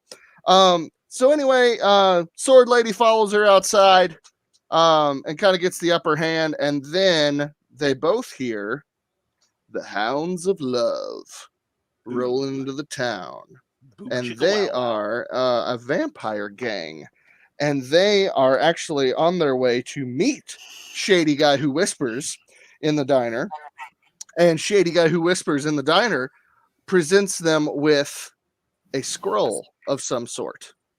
And you continue to read and find out that the scroll is of great importance to Ioana, who then ends up fighting the Hounds of Love and completely and utterly losing. So she runs away. The Hounds of Love then massacre everyone in the diner. So it takes a really, really harsh turn at the end there. And Ioana gets away. And that's the end of issue 1. The tone is quirky, funny, but still deals with some, some heavy stuff, especially there at the end. It took a dark turn. I'm going to definitely get issues 2 and 3. Issue 4 comes out June 30th in all comic book stores. So if any of that interested you, I know last week I reviewed No Heroine, which this kind of has a similar feel. Minus the heroine. Well, honestly, minus the heaviness of it. Like, No Heroine ended up really telling a dark tale about essentially how addiction is the real monster. Well, this one, Witch Blood, shows you that, it's just straight up it's a Buffy the Vampire Slayer, kind of hippie Buffy the Vampire Slayer, with nice 80s color palette and just a really quirky tone throughout the whole book. So I am excited to read the rest of it. I will give this issue a 8.5 out of 10, just because it didn't blow me away, but it was a lot of fun, and I can absolutely say to everybody, if any of that sounded good, go get it. You're gonna love it. So yeah, I kind of got a Sookie Stackhouse vibe off it. Well, sir, whatever you do in your privacy of your own home. True Blood, anyone? The books? Yeah. I'm just got it. Okay. I know, tough crowd. We go back to my Great Gatsby. Yeah. Oh, and we've got some great comments on this one. Ava approves of The Crow, and if there you go. Yeah, and if you have gotten your copy of Animal Eye, the novel, or are awaiting Animal Eye #1 from Cindy Cap, you'll get the joke. You would be on the floor rolling right now. But anyway, Ava does not approve, however, of stealing stuff. And Cindy's got it nailed here. Coffee-flavored creamer plus supernatural repellents. Yeah. So that makes sense. And Joe D. McPhee mocks us with his laughter. And also, Joe D. McPhee, as we were talking about collectibles earlier, memorabilia is so good that it make you slap your mama. Anyway, that's what we offer here. Anyway, Cindy Cap says, don't hang on to stuff too long. My parents run a collectible shop and had to explain to several different people that their Beanie Baby collections were not going to pay for their kids' Harvard education. That's that's, I could get into my rant about collectibles, having run a comic book collectibles business for some time. That no, the copy you bought this afternoon, I'm not gonna buy it from you 2 days from now, so that you can buy it. Wait, car. Brian, you mean my signed Spawn issue 1 isn't gonna get my kids through college? Oh, now lucky you, Brian Rodman. Lucky you. So Funko Pops retail for $9.99 pretty much. Then there's a price guide you could download from the Funko app. It'll tell you what they're trending at on eBay and stuff like that. Jerry is already trending at less than I paid for him. Oh, it's like $6. But I wanted these. I wanted these because it's kind of like buying Bitcoin 2 weeks ago. Yeah. Nothing. No comic book memorabilia that I have do I get because I want it to be worth something one day. I get it because I love it. It's the speculator market. The only they thing killed the comic book industry in the 90s. Right. The only thing that I do have that is actually worth anything is an out of print Batman the Animated Series behind the scene book that's signed by Kevin Conroy. Oh, so cool. Yeah, that's awesome. Cool. But I'm not giving that away to anybody. That's mine. It's my precious. Well, it's like I bought a comic back when I worked for the comic shop back in the 80s. I paid like $2 for it. And I just recently had it slabbed, my very first slabbed comic, just because I wanted to preserve it. Then I got a load of what it's worth slabbed. I sent in 3 more books to be slabbed, by the way. And we're and right now, I'm not saying it's worth a bit, but right now, Cookie's got a good down payment on my funeral if I kick the bucket. Everything's worth what people will pay for it. Exactly. Yes. Caveat emptor. So look out. We had some more great comments. Coffee with a side of Hex. Love it. Yeah, that's right. That honestly was my favorite moment, Ted. That was such a cool moment in the book for sure. and free refills too. And please like this video. The Fab Four rocks. Is Ted Davies Artistry. Thank you. If you're enjoying any part of this video, whether you're watching on Facebook or YouTube, please give us a thumbs up or a like if you would. If you're on Facebook, please like the page also that you're watching this on as a kind of thank you to them. And please, if you're watching on the Brian K. Morris Rising Tide Publications YouTube channel, please also subscribe, because we've got all kinds of cool stuff on there. So anyway, Rodman, the Ronin One Director's Cut will pay for college. Yes. And if I see one now, I am going to send it to Brian Rodman if I find it at my local comic shop. It's going to be postage. It's going to be postage due, but what the hell? Anyway, from the desk of a small press publisher, I still have hope for my CGC graded 5.5 Wonder Woman #9 and my CGC graded 1.5 X-Men #1. Even ungraded, those are not inconsiderable value. You done good. And the Wonder Woman is from the 1946 Molten run. That's awesome. Ooh, I was watching an episode of Comic Book Men not too long ago where a guy had brought in some old comics, but if it was before the 1950s, the person that was grading it pretty much said, if you have it and it is in decent condition, it's worth it, at least something. So yeah. Well, I've seen some like Action Comics #1 that are coverless, and they're still 5 and 6 figures. Oh yeah. Yeah. So it's, don't throw anything away, kids. So looking at the time, if we're going to get to the cheap shots about Batman, I think Brian keeps dragging this out so we don't. Yeah. Well, my luck has run out. I caught that in the first half hour. Yeah. Oh, and we have one thing. Did my ex do me a my ex did me a favor by stealing my complete run of E-Man and the 60s run of Blackhawk. If I didn't love you so much, Dan Hollifield, the stupid o'clock at 9, who's on at 9 o'clock tonight, I'd hunt her down. I'd hunt her down like a dog and get them back. If for no other reason, there's some really good reading in there. Great stories, super great stories. But anyway, well, we have been disappointing Ted so far. We are 3-0 for our DC review that we know Ted craves so much. Well, Ted, your prayers are about to be answered next week. Anyway, I am going to review one here. And I did something a little tricky because I'm doing this off of the iPad tonight. So this is a trade paperback that has come out in the last month. It is called La Mano del Destino. And it's Lucha Libre Action.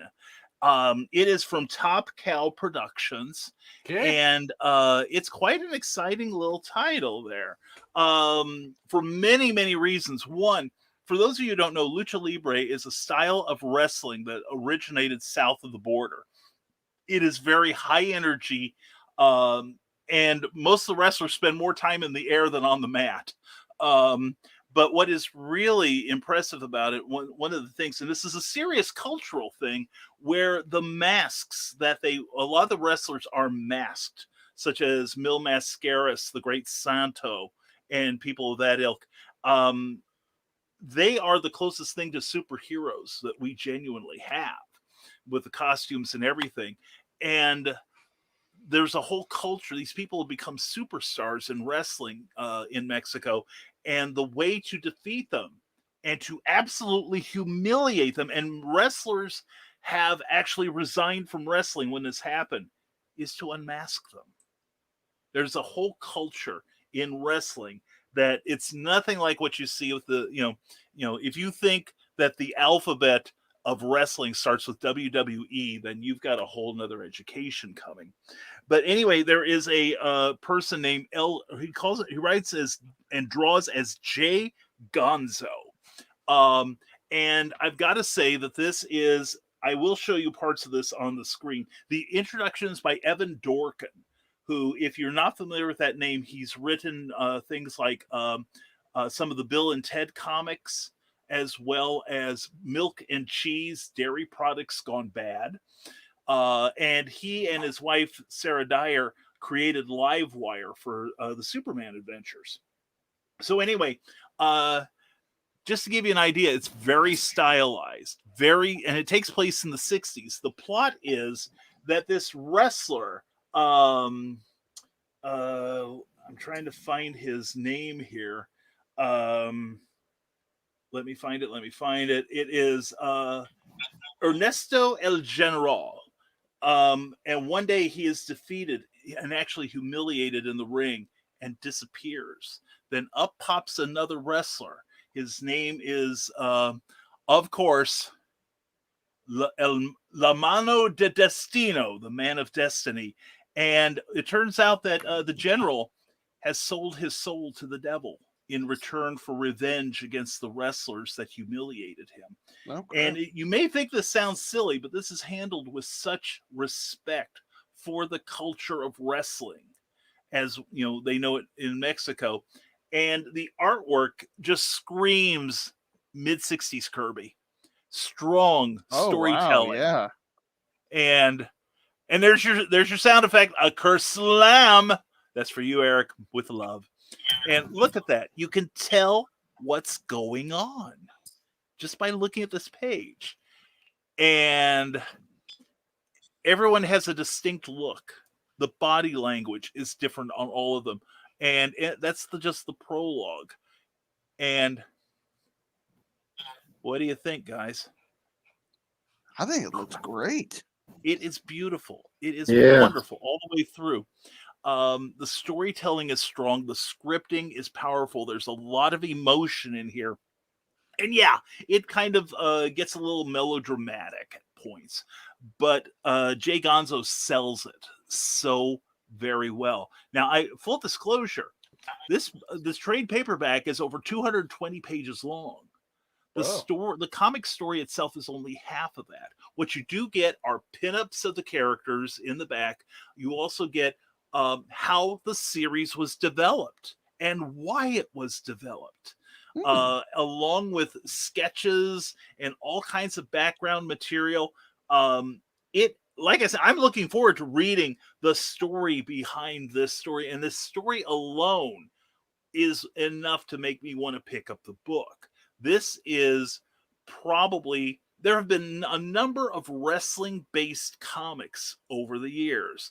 For instance, Chaos Comics, who started by Brian Pulido, did a series of WWF comics with like The Rock and Chyna and, you know, various other people. And it was like, that's nice. Marvel did a great WCW comic produced by James Felder and Ron Wilson a number of years ago. The only thing that hampered it was like wrestlers might lose their contract with the league and have to be written out of before the next issue comes out. But this is a stylistic, very intelligent comic book that does not compromise in the storytelling or in its love of wrestling culture. This is a great trade paperback if you have any interest in wrestling whatsoever, or even just strong storytelling. And look at that palette. Look at that coloring palette. It's very consistent. And actually, I think it becomes part of the storytelling technique. Yeah, beautiful I love stuff. The artwork. Yeah, the artwork is, I mean, even in the quiet moments. Yeah. It draws your eye. It guides the reader's eye. This is super, super stuff. This is one of those books that, I'm reading it on hoopla.com. I'm planning on picking up a copy just so I can support the creator. It is that good. For this one, and here is the cover of that trade paperback available on Amazon, Comixology, and various other places. La Mano de Destino. I'm giving this a 9.5, and the minus 0.5 is my fault because I haven't finished reading all the text yet.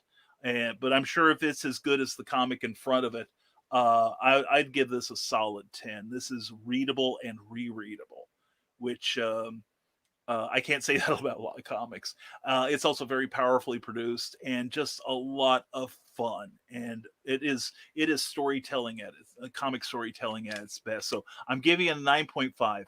And also, it brings up a point that I've been wanting to mention for some time. We are trying to review comics from within the last 30 days or trade paperbacks. and you've heard, well, I missed the first issue or whatever, don't be afraid to go up to your local comic shop and ask if they can order it. Because most times they can.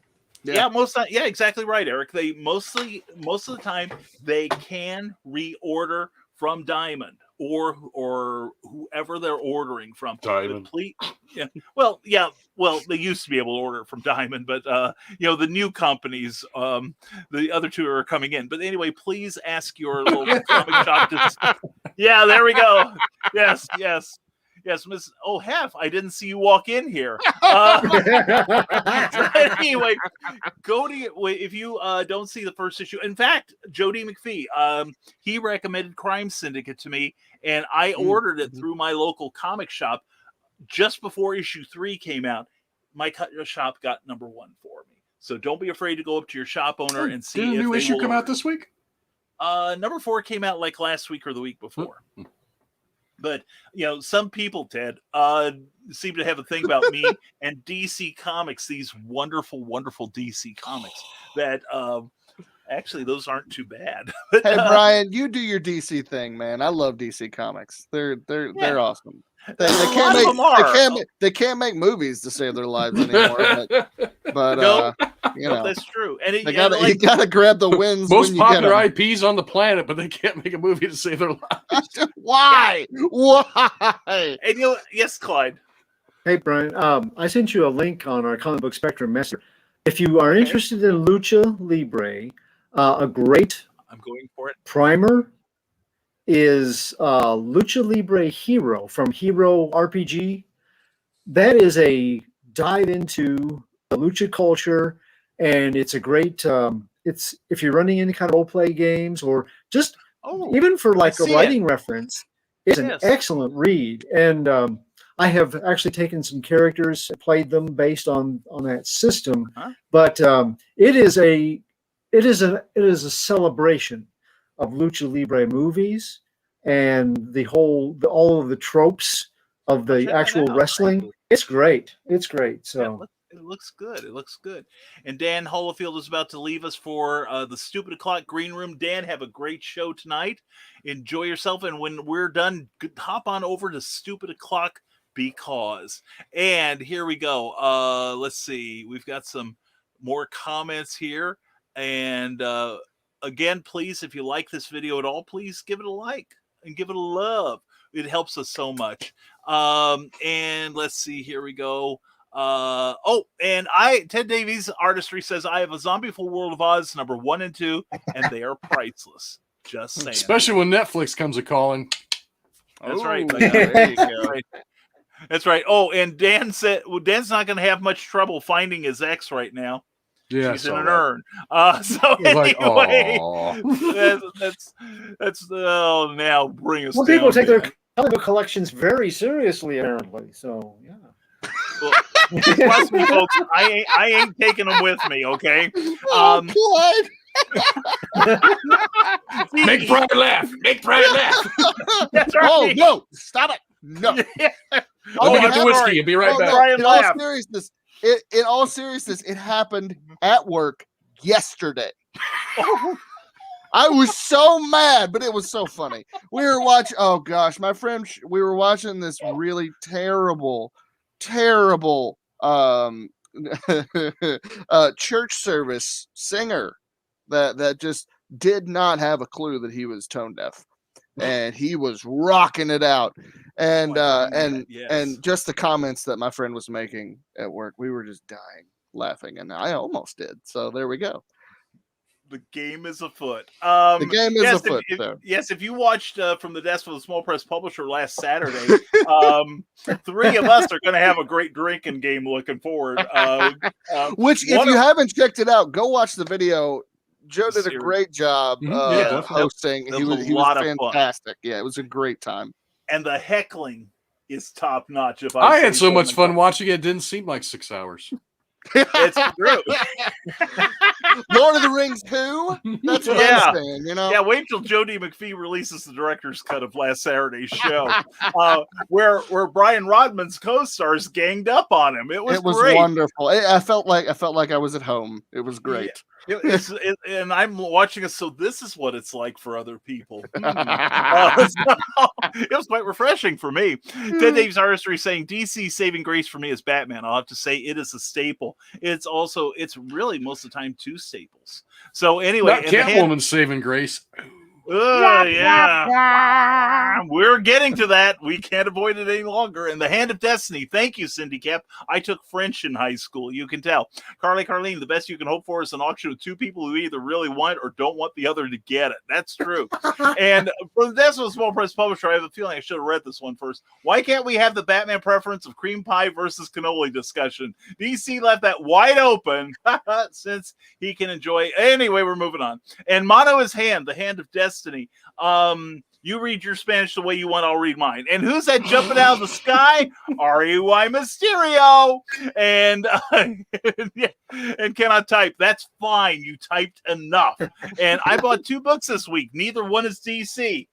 I got 2 I could recommend next week. Anyway, from the Decimal Small Press Publisher, hey, Brian Rodman's appearance made my newsletter, which went out today. That's true. And that's an excellent newsletter, by the way. I've got to say, in all honesty, Joe. Check out exngstudio.com and sign up for that newsletter. Okay, we have delayed long enough. We have put it off.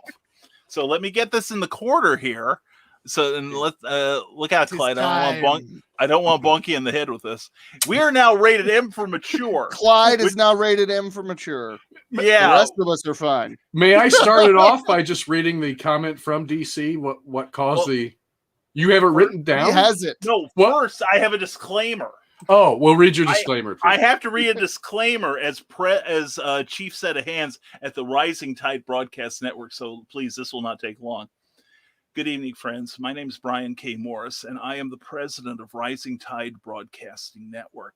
And at this moment, we are about to discuss something of a very sensitive nature. We will be discussing sexually based ideas tonight. If you are under 18, please watch your favorite YouTuber play a video game and swear a lot on their channel. Okay. Also, if you're triggered by frank discussions of sexual practices, you better scoot too. However, if you enjoy watching 3 middle-aged and 1 elderly guy make adolescent jokes about ham pockets and meat hammers, please subscribe to this channel. Tell your friends too. And in advance, we're sorry. So very sorry. Okay, now that we've got the legalities. I'm not sorry. Yeah, you're not going to see much remorse on this show, that's for sure. So yeah, and here's what the here's how much the disclaimer means to me. Anyway, let me set it up. For those of you who have been totally disconnected from the net, the net has finally proved its worth. DC, the Harley Quinn animated series, now in its 3rd season, there was an article in Variety interviewing the producer of it, the co-creator of the series. Although it bothers me because a lot of places call him the co-creator of Harley Quinn. And that's not right. That's Paul Dini and Bruce Timm. Setting the record straight. That's what we do on this network, okay? Follow us. Carl. Hashtag truth. Anyway, but the thing is... They were. It has begun. Yep. Okay, we'll get to that one, Carl. I promise. But no, quit foreshadowing, you two. But anyway, the producer of the Harley Quinn animated series had a scene where Batman was proving what a cunning linguist he is. And it worked in the James Bond films, damn it. Anyway, he's doing his best impression of the Civil War Colonel Angus. Yes, exactly. Yes, exactly. Yeah. Boy, we're screwing the safety issue here. That's why we're doing this at the end of the show instead of at the beginning on YouTube. Thank you. Anyway, but no, DC put out a notice that no, you don't want to. We're not going to allow you to have Batman do that to Catwoman. And when they pushed back, DC's response was, we are selling toys to young people. Heroes don't do that. Now, Eric Hawkins has a reply, I believe, from DC Comics. Oh, no, I was just going to read that part where they said heroes don't do that. Are you saying heroes are just selfish lovers? They were like, no, it's just we sell consumer toys for heroes. Now here's the thing. Okay, yeah, they sell toys, good for them, yes. But just what, 2 years ago you had the bat penis in your comic book? Mm-hmm. You had Batwang. Batman, Is the proper term. Batwang, yes, Batwang. Although they also came out and they got rid of Batwang. Yeah, they took away the Batwang. Yeah, then the Batwang issue, which I'm sure this wasn't on purpose at all, became rare and something that you should try to hunt down. Yeah. And then you had Batman banging Batgirl on a rooftop in another one of your cartoons. Which wasn't even in the original comic. Not at all. So do you say I shifting understand power structure? Hmm? Can you say shifting power structure? So I understand. Really, you don't want to have that in your comic book. You don't want to have it in your cartoon. I get that. But don't have it a little bit here, a little bit there. Yeah. I mean, well, here's my biggest thing, right? Like here's his biggest thing. No. Okay, so their argument is we're making toys for children. Have you watched the Harley Quinn cartoon? It's rated R. No child should be watching the Harley Quinn cartoon. Yeah, like what's wrong with you? Yeah, parents, if you know of anyone who's letting their preteen, adolescent children watch the Harley Quinn cartoon, your state will have a hotline to the Child Protective Services. Exactly. Call them right now. I'm just like, how is that your justification for taking this out of an adult cartoon, which has, if you're looking at like violence and you're looking at, sexual jokes, I mean, literally, there's things much worse. And let's be honest, they weren't gonna actually show it. Like they do. What was it on the Venture Brothers? It was just going to be something like Catwoman holding his ears. And that's what that mask is for. Notice the lower part of his face is exposed. Yeah. The man spent years traveling the world, training himself in all of the arts, except for one, apparently. Because heroes don't do that unless you're at Marvel. Nope. Heroes do it all the time. Oh yeah. And I guess that just means that that I've said it before. I'll say it again. I guess it just means that Batman can only be played by Ben Shapiro now. There you go. There you go. And as I stole from another Twitter user, thank God Bruce Wayne's parents weren't alive to see this. Let us set aside DC's hypocrisy, because yes, it is a very adult show. It's a very funny show. There could have been no greater harm than what has already been done by examples that you have shown. But look at it purely from a logical perspective. The DC Dark Knight dietary discourse, our oral argument. Okay, here it is.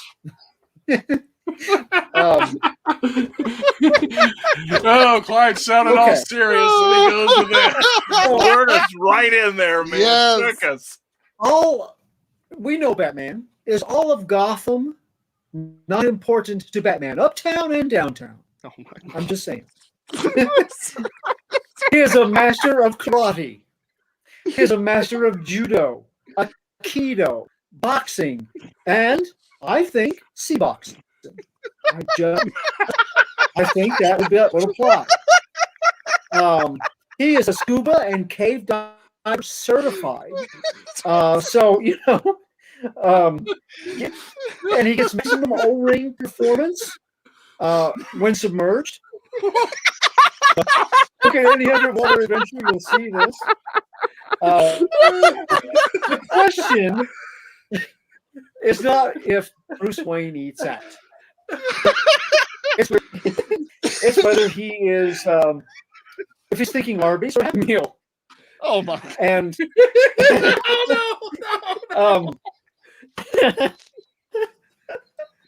also, this brings the question of: does he personally toss the set jobs? As an Alfred cosplayer, I'm curious to know. So I say that whatever degree of completion they had on this scene, we demand the restoration of the Bat Dive cut. Don't make this a culinary crisis on Infinite Earths. Instead, show us the materials so we can judge for ourselves. And lastly, if Batman is not that kind of hero, does that mean that maybe Batwoman is the hero that Gotham City deserves? Clyde, that was the best review you've ever given. Right there. Yes. Clyde, you have accomplished what Christian Basil never could. You made me blush. My God. That was, you need to type that up and send that to DC Comics. That was amazing. Okay, here we go. I'm going to do my Clyde Hall imitation. Yes. Clyde, I'm serious. That was brilliant job, sir. Good job. Oh my God, yes. Well freaking job, sir. Oh God. Man. This is why writing is important, guys. This is why writing is important. Okay? As opposed to us who have to make cheap jokes off the cuff. Yeah, that works. This video's not for kids. You damn betcha. And I could barely read through my tears. Brian, aka Mr. Bob Dobbs. Okay, and we have some questions from our audience. You young man. Let's see. What was your question? Yes, Mr. Carl Witzman. Question number 1: does Catwoman's tongue feel like sandpaper, like other cats? Well, Batman might know. Well, I was going to say, we don't know. We may know what Catwoman's tongue feels like, but we definitely don't know what Batman's tongue feels like. That's why he can't keep a girlfriend. Because that's what heroes don't do. That's right. And she's not a hero, so we could probably go to DC. That's true. They would have no problem. Yeah. True. That's true. And question number 2: don't bats do it in flight? Not this one. No, apparently not. But you think with all his training and focus, if anyone could find the weak spot, so to speak. I think Damien's adapted. Well, you know what? Superman has kryptonite. Batman has cunnilingus. I mean, there you go. It's, I think he gets a little tongue-tied. Yeah. Also, I don't know about flight, but Batman is a master detective, so his doing a deep dive into what makes Catwoman purr is completely in character. There you go. He's trying to reform her. I'm going to go down to the women's prison tomorrow and plead my case. Oh, anyway, fellas, we are all consecutively 8 years old. Yes. I felt like I was watching Porky's in that scene when Beulah Ballbreakers explained to the main gym coach how to find the penis, and everybody in the room's just laughing and crying. Yeah. And also, Carl is marketing a new toy, Batman with super tongue action. That'll be sold next to the Batman who's going to revive the Kung Fu grip. Anyway, and for good reason. And from Modesto Small Press Publisher, again, the series Harley Quinn made a lot of muffin munching jokes. That was a joke about Dr. Psycho not being a good munch. So why is Batman off limits to doing that? Because Dr. Psycho is a villain. Heroes don't do that. Because that makes sense. And I've been a villain for decades, guys, and I didn't know it. Anyway, to Ninja Gecko, Batman mask was when Damien conceived. There we go. And Carl Witzman, to amplify on that, wait. Where do little heroes come from? Apparently not from Selena. And radioactive spiders, Carl. There we go. This is truly the learning place. This is and no, we don't know anything about the back port yet. That's another discussion for another night, to Ninja Gecko. That's kind of a crappy thought there. But anyway, from Zesso Small Press Publisher. Also, how does DC get off? Not very well, apparently. Yeah. How does DC get off to destroy the sanctity of marriage by saying Batman could do that to his wife? Why can't he be a master of the martial art of sex? One would think. But apparently not. Apparently not if you're on the DC board of directors. And Clyde for the win. Yes. We both agree with that. And they've killed Brian Rodman. For just a moment, I thought you'd win. I thought you won. Clyde. I thought that was it. I thought that was done for Brian for the night. And downstairs. I should have run down to get it. I legit thought you were just you're gonna see me go. We were just joking about that being a possible game the three of us could play. We were until now. Yeah, sure. We Oh were. yeah, I wasn't. Brian can hear you, you know. But anyway, for this was small press. I got a barrel of whiskey. we could have been halfway through it by the time Clyde finished his review. For the Decimal Small Press Publisher, if anything, there needs to be a clarification on who DC wants to deal with Catwoman and Batman. If Batman can't enjoy muffins and cream pies, then why in the world did he marry? He did not marry. See, so he could still enjoy the muffins and cream pies, but they just won't let him. That's right, my God. And here we go. Batman and his catnip. Oh yeah. And now Ted Davies has a great comment here. Clyde, I'm a fan of DC comics. Thank you. Clyde, that was hilarious. Now, I promised these guys earlier, I think I promised also in Uncle Carl's Secret Humor page that I would reveal the reason why Bruce Wayne doesn't eat at the Y. Okay. And here this is from a 1950s comic book where this is part of the storyline. Of course, Bruce is seen here with his ward, Dick. And what does he mean, Bruce? How can he force you into a boner? I don't know, but whatever it isn't good. That's for sure. So evidently he's got boners on his mind. And it goes very badly because apparently he was at a lecture and he started pulling it. And apparently maybe this is why Selena wants the oral action rather than the mommy and daddy thing, because now after pulling his boner, Batman is now the laughing stock of Gotham. Apparently he's got shark repellent spray, but he doesn't have like extension spray. And now the Joker's getting into it. They're laughing at his boner too. And he will show you how many boners the Joker can make. So anyway, and apparently one of them might have been Batman. Remember what Dr. Wortham said about him and Robin? You know, that brings me to a serious question. Okay. Do you guys think DC would have allowed Batman to have gone down on Robin in that cartoon? No. Could they have stopped him? He's pretty compulsive, you know. You know, he spent like his whole adolescence thinking, how can I kneecap criminals? You know, and he took it to the ultimate form. His adult life is dedicated to fighting crime and apparently not getting any.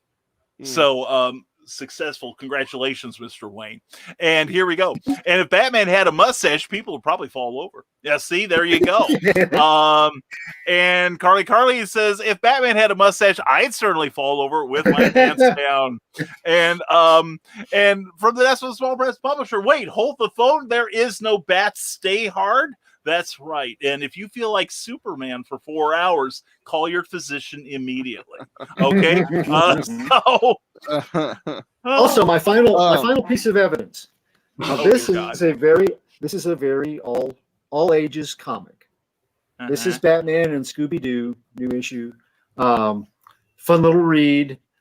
I want to bring your attention to a page near the end, though. Brace yourself, guys. Daphne knows. I'm just saying, look at that face. Daphne knows. Oh, yeah. She looks too happy, though. That's right. Well, you know, if Fred isn't performing, you know, she's got to get it somewhere. I would like to go through Fred's more into Shaggy. Yeah. Fred might be into Scooby for all I know. Shaggy's definitely into Scooby. I mean, there's that. No, I would like to go through. His stripper name is Scooby Treats. I would like to go through all of the actors and just to play a nice, fun little game of do they or don't they, of all the actors that have played Batman throughout history. Val Kilmer did come out on Twitter this week and say, yeah, Oh, That's well where he got then. the throat cancer from. That's right. There we go. See, now that isn't a cautionary tale. Oh, that was bad. That was so bad. It sounded okay up here. The email address is Eric at zombiesworldofoz.com.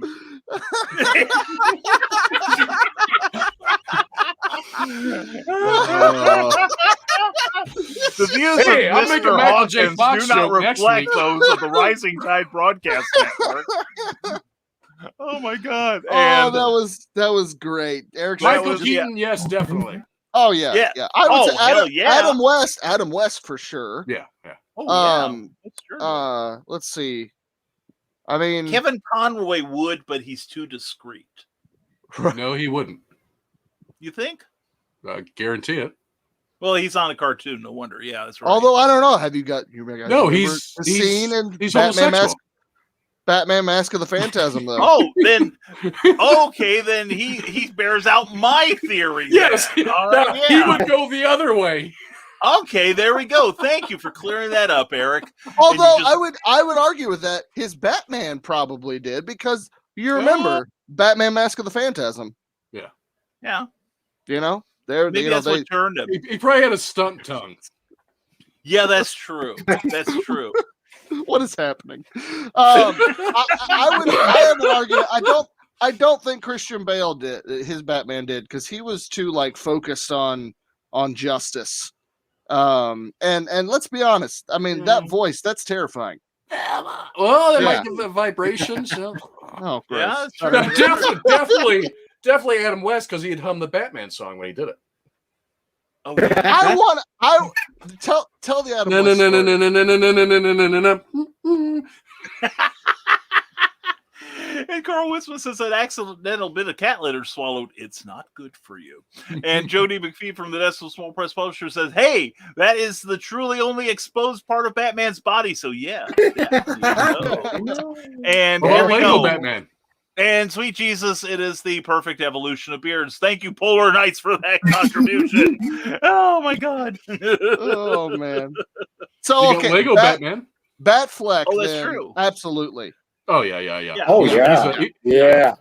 Oh, Just watch any Lego- Kevin Smith Here's the movies. thing. Because but also he's based on Frank Miller's Batman, Yeah. who not only did but Yeah. did it while snorting cocaine. I'm sure of it. Where's that part of the Snyder cut? That's what I want to know. Where's our Ben Flick part of that Snyder? Yeah, that's part of right. the Snyder Yeah. cut? Yeah, what is Ben Flick afflicting? Clyde, I'm sure if you go to certain websites, you'll find that deleted scene. So, Yeah. Go to Pornhub like the rest of us. Anyway, for the National Small Press Publisher, wait, Adam West resisted Julie Newmar at the last moment, but it makes me wonder if he loves muffins. Yeah, but the thing is also there was a movie about 3 transvestites. So Julie Newmar crosses that kind of divide. And I would leap the Grand Canyon for Julie Newmar even now. And Carl Winston goes, "Damn it, Alfred! Now I've got plasma toxosis." And Ted Davies Artistry says, "Yep, it gives a whole new meaning for Bat Cave." Yeah, but don't forget, he's also man. got a bat pole he likes. Now, that's going where up and down Batfleck mountains. likes to do it, is in the Bat Cave. Yeah, Yes. yeah. Because he likes to do it somewhere very uncomfortable. There we go. And he's lubing up his pole right now, just like in the 60s version. And Batman doing Ultimate Warrior impressions. And good one, Carl. Good one from the Decimal Small Press Publisher. Oh, so tune into this show for the truth about comics, by God. oh gosh, between Clyde Yeah. and then the cancer joke. Good grief. Yeah. Yeah. I feel like, Brian, are you like me? Do you feel like you're just not holding up your end tonight? That's how I'm No, feeling. I tap out. I can't. I Yeah. can't compete with this. I know. Same with me. You know, Yeah. it's like, just when you think it couldn't get any more tasteless. Hi, Eric. How you doing tonight, bud? Anyway. They roll it off the tongue so easy, too. It's At least somebody can roll things with their tongue. So Yeah. there's that. Yeah. Oh my God. Yeah. it's like another meme I saw today with Batman saying to Catwoman, "I know where every nerve in the human body is," and she goes, "Especially that one, right, Batman?" And he's like, "Especially that one, right, Batman?" So hope you enjoyed our serious study on the sexual evolution of comics tonight, or lack of. Or yeah, tune in next week to Wonder Woman. Does she or doesn't she? Yeah, but with who? Anyway, clue: she's sweet as candy. Anyway, actually, probably there's a couple good movies out there about the creator of Wonder Woman. Yeah, that's true. That's now true. that is true. Yeah, if you want to read What's something those interesting, out? kids, Yep. seriously, that is he is an interesting person. He Yeah, really DC's is. got that closet kink out there. Mhm. Yeah, and Joe D. McPhee told me he's got a very impressive old Wonder Woman collection, and including. I prefer him a little younger. Anyway, that's another show entirely. Thank you for the and that was a shout out to all of our friends near the Mason-Dixon line. Anyway, and Carl Wilson says that should have been toxoplasmosis. Sorry, got too excited. Well, Carl, if you know, I know every now and then we pull a boner, and apparently you were pulling yours when you typed it. We understand that, and it looks like it won't make it to issue 30 now. Yeah, this is why the show's going to get us ratings. Yeah. So folks, share this everywhere. My reputation can take it. It's now Bruce Wayne's Bakery Talk. Today we will be discussing muffins. That's right, and how Bruce isn't stuffing Selena's. Anyway, I'm ordering a bunch of Batman comics right now, says Ted Davies. Good thinking, man. Good thinking. And Ultimate Warrior Press, rest in power. We're not even going to get into the Ultimate Warrior right now. And from That's a Small Press Publisher, you are not going to talk about the true meaning of suffering Sappho. Well, what do you think they call it? Loving submission. Just saying. Anyway, good one, guys. Got to go pester the SOC, guys. Good night. Have fun at Stupid O'Clock. You're finally, we have made that show look dignified. I doubt I doubt that Joe Dog is going to be allowing everyone to talk about Batman and what Catwoman ain't getting. So anyway, I don't know how we can follow this discussion up except to wrap this show up. Yeah, and we'll see if we're on next week. Yeah. So I tell you what, we're gonna go start with Brian, then to Eric, and then with the king of the hour, the man who brought the house down. And let's see. Oh, here we go. Thanks, Fab 4. Great show. Thank you, Ted Davies. And all we can say is takes one to know one. Anyway, so let's start with Brian Rodman. Brian, please introduce yourself, and let's start the show all over again. Sweet Jesus. Good. Yeah. That's great. I'll be out for pizza if you need me. Brian Rodman, tell these wonderful people who you are, and tell them about the nebulizer and how well you're doing and how people can follow you. Absolutely. I'm Brian Rodman. You can go to brianrodman.com, and there you can go to all my different social medias and Patreon page, as well as the Kickstarter that is currently running for the Nebulizer. And the Nebulizer is a post-apocalyptic action comedy about a chronic asthmatic and his feisty AI-controlled nebulizer suit as they fight through a post-apocalyptic world filled with allergen mutants. It's like Bubble Boy meets I Am Legend meets Teenage Mutant Ninja Turtles. So, and really cool, we actually have... we sold out on our action figures. Well done. Yeah, the final two were snatched up yesterday, and we also crossed the second stretch goal mark yesterday, and we are less than $400 away from reaching our next stretch goal, and we are eight backers away from reaching our first backer goal. And if we do that, the neon inhaler beanie will be unlocked as an add-on item for everybody. So there's only 7 days left on the campaign now. So run, don't walk to this address. Check out the nebulizer, go through all the reward tiers, see what's best for you. Really, honestly, if we can hit that first backer goal, that'd be great. It just takes $1 to become a backer. I prefer you throw that extra $5 if you're looking at bare bones. That gets you the book digitally, and you can still enjoy the story. But that'll help us reach our first backer goal. So yeah, thanks for having me. This was a ridiculous episode, and I almost had an asthma attack, so you know it's a good time. Excellent. We almost killed our co-star. That's when you know a show is good. Thank you, Brian Rodman, and congratulations on your great progress on your Kickstarter. Now, Eric Hawkins, Yes. please introduce yourself and You just did. And anyone that didn't like his joke, there's his address behind him. So, So you can follow me on Twitter for all truly tasteless jokes.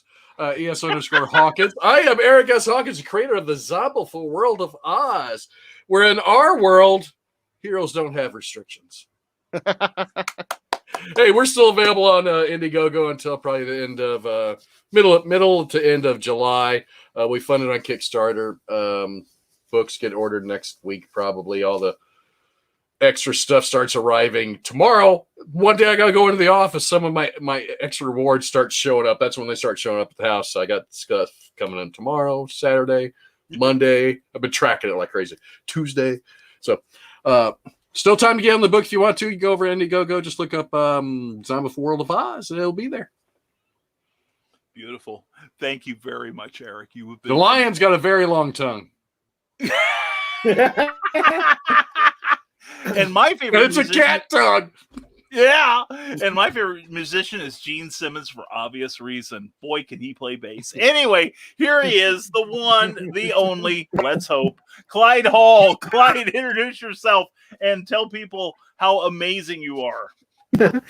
I'm Clyde Hall, a lifelong comic book fan, including Batman and Catwoman and Nightwing, and an elder statesman of geekery, including but not limited to vintage toys, horror movies, role-playing games, pulp fiction, Fortean phenomena, cryptozoology, and the supernatural. I have written weekly comic reviews for the last 4 years, starting with the online site, doommarket.com, and now for a live weekly review show on YouTube and Facebook called Comic Book Spectrum. I am part of the Rising Tide Publications network, professional creators helping other creatives build their businesses. Currently a contributing writer for Stormgate Press, with stories published in their new Pulp Award-winning anthology series, Pulp Reality #1 and Pulp Reality #2. As the creator of B-Man, there are 2 different adventures in each of those books. 2 different B-Man adventures in each book. And we ask you to check out www.stormgatepress.com.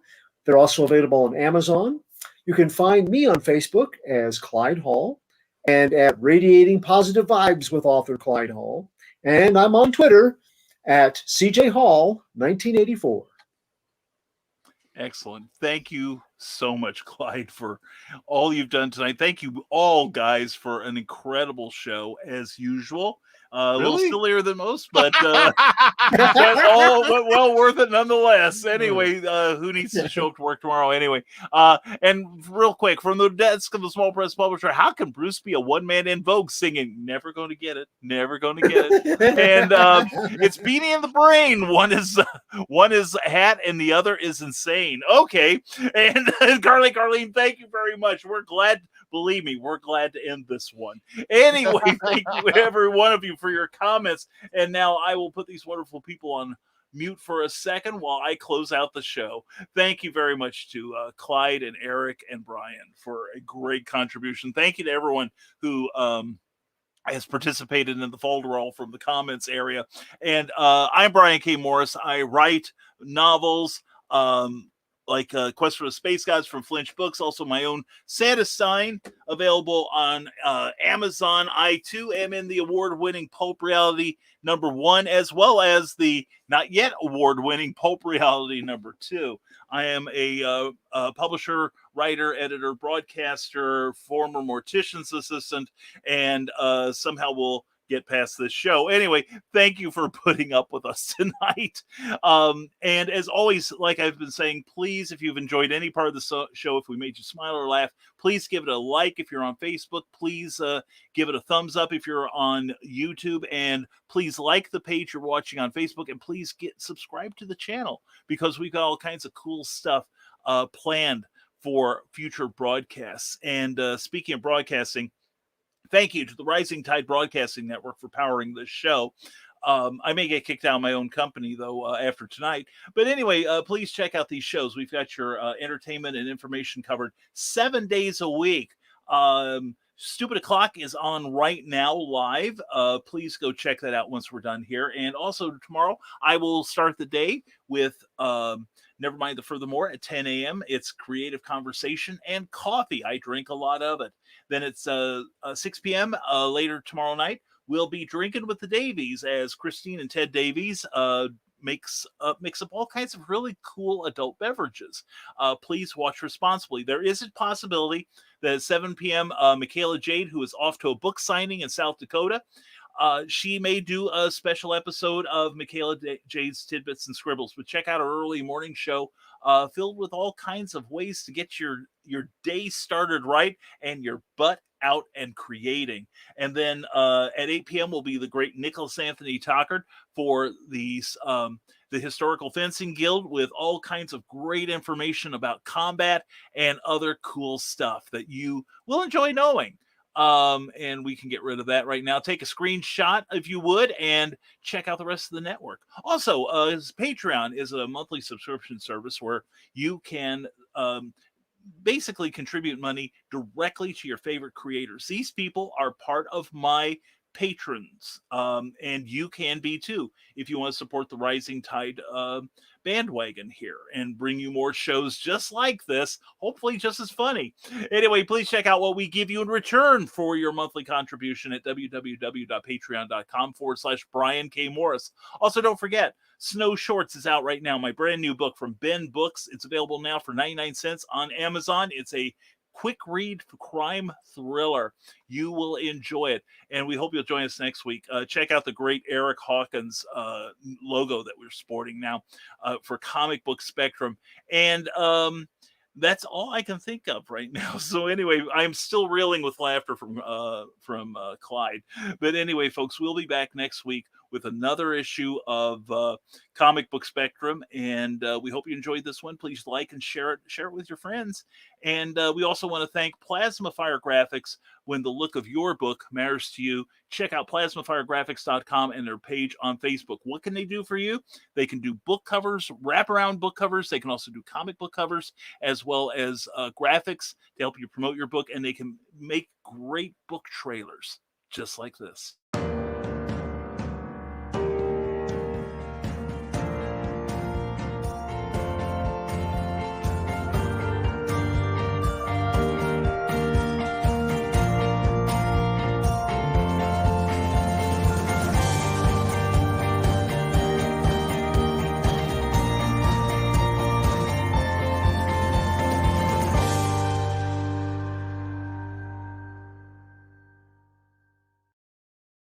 That's Plasma Fire Graphics for when the look of your book matters to you. Thank you again for watching Comic Book Spectrum. We hope you'll join us again next week for issue 18.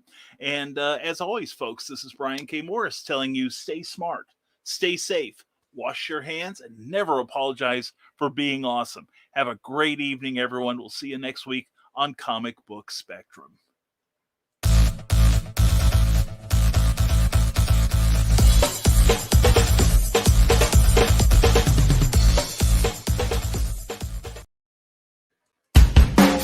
Thank you for watching Comic Book Spectrum, a Rising Tide Broadcast Network production.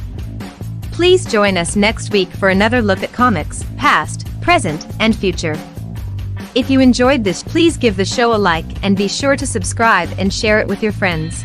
To receive our free monthly newsletter, go to www.risingtide.pub and be sure to give the Rising Tide Broadcast Network page on Facebook a like in order to receive news about upcoming shows, including Clever Title Pending, Stupid O'Clock, Clever as Hail, Comics Chaos and Sass, Tidbits and Scribbles, the Historical Fencing Guild, and Never Mind the Furthermore. See you next week.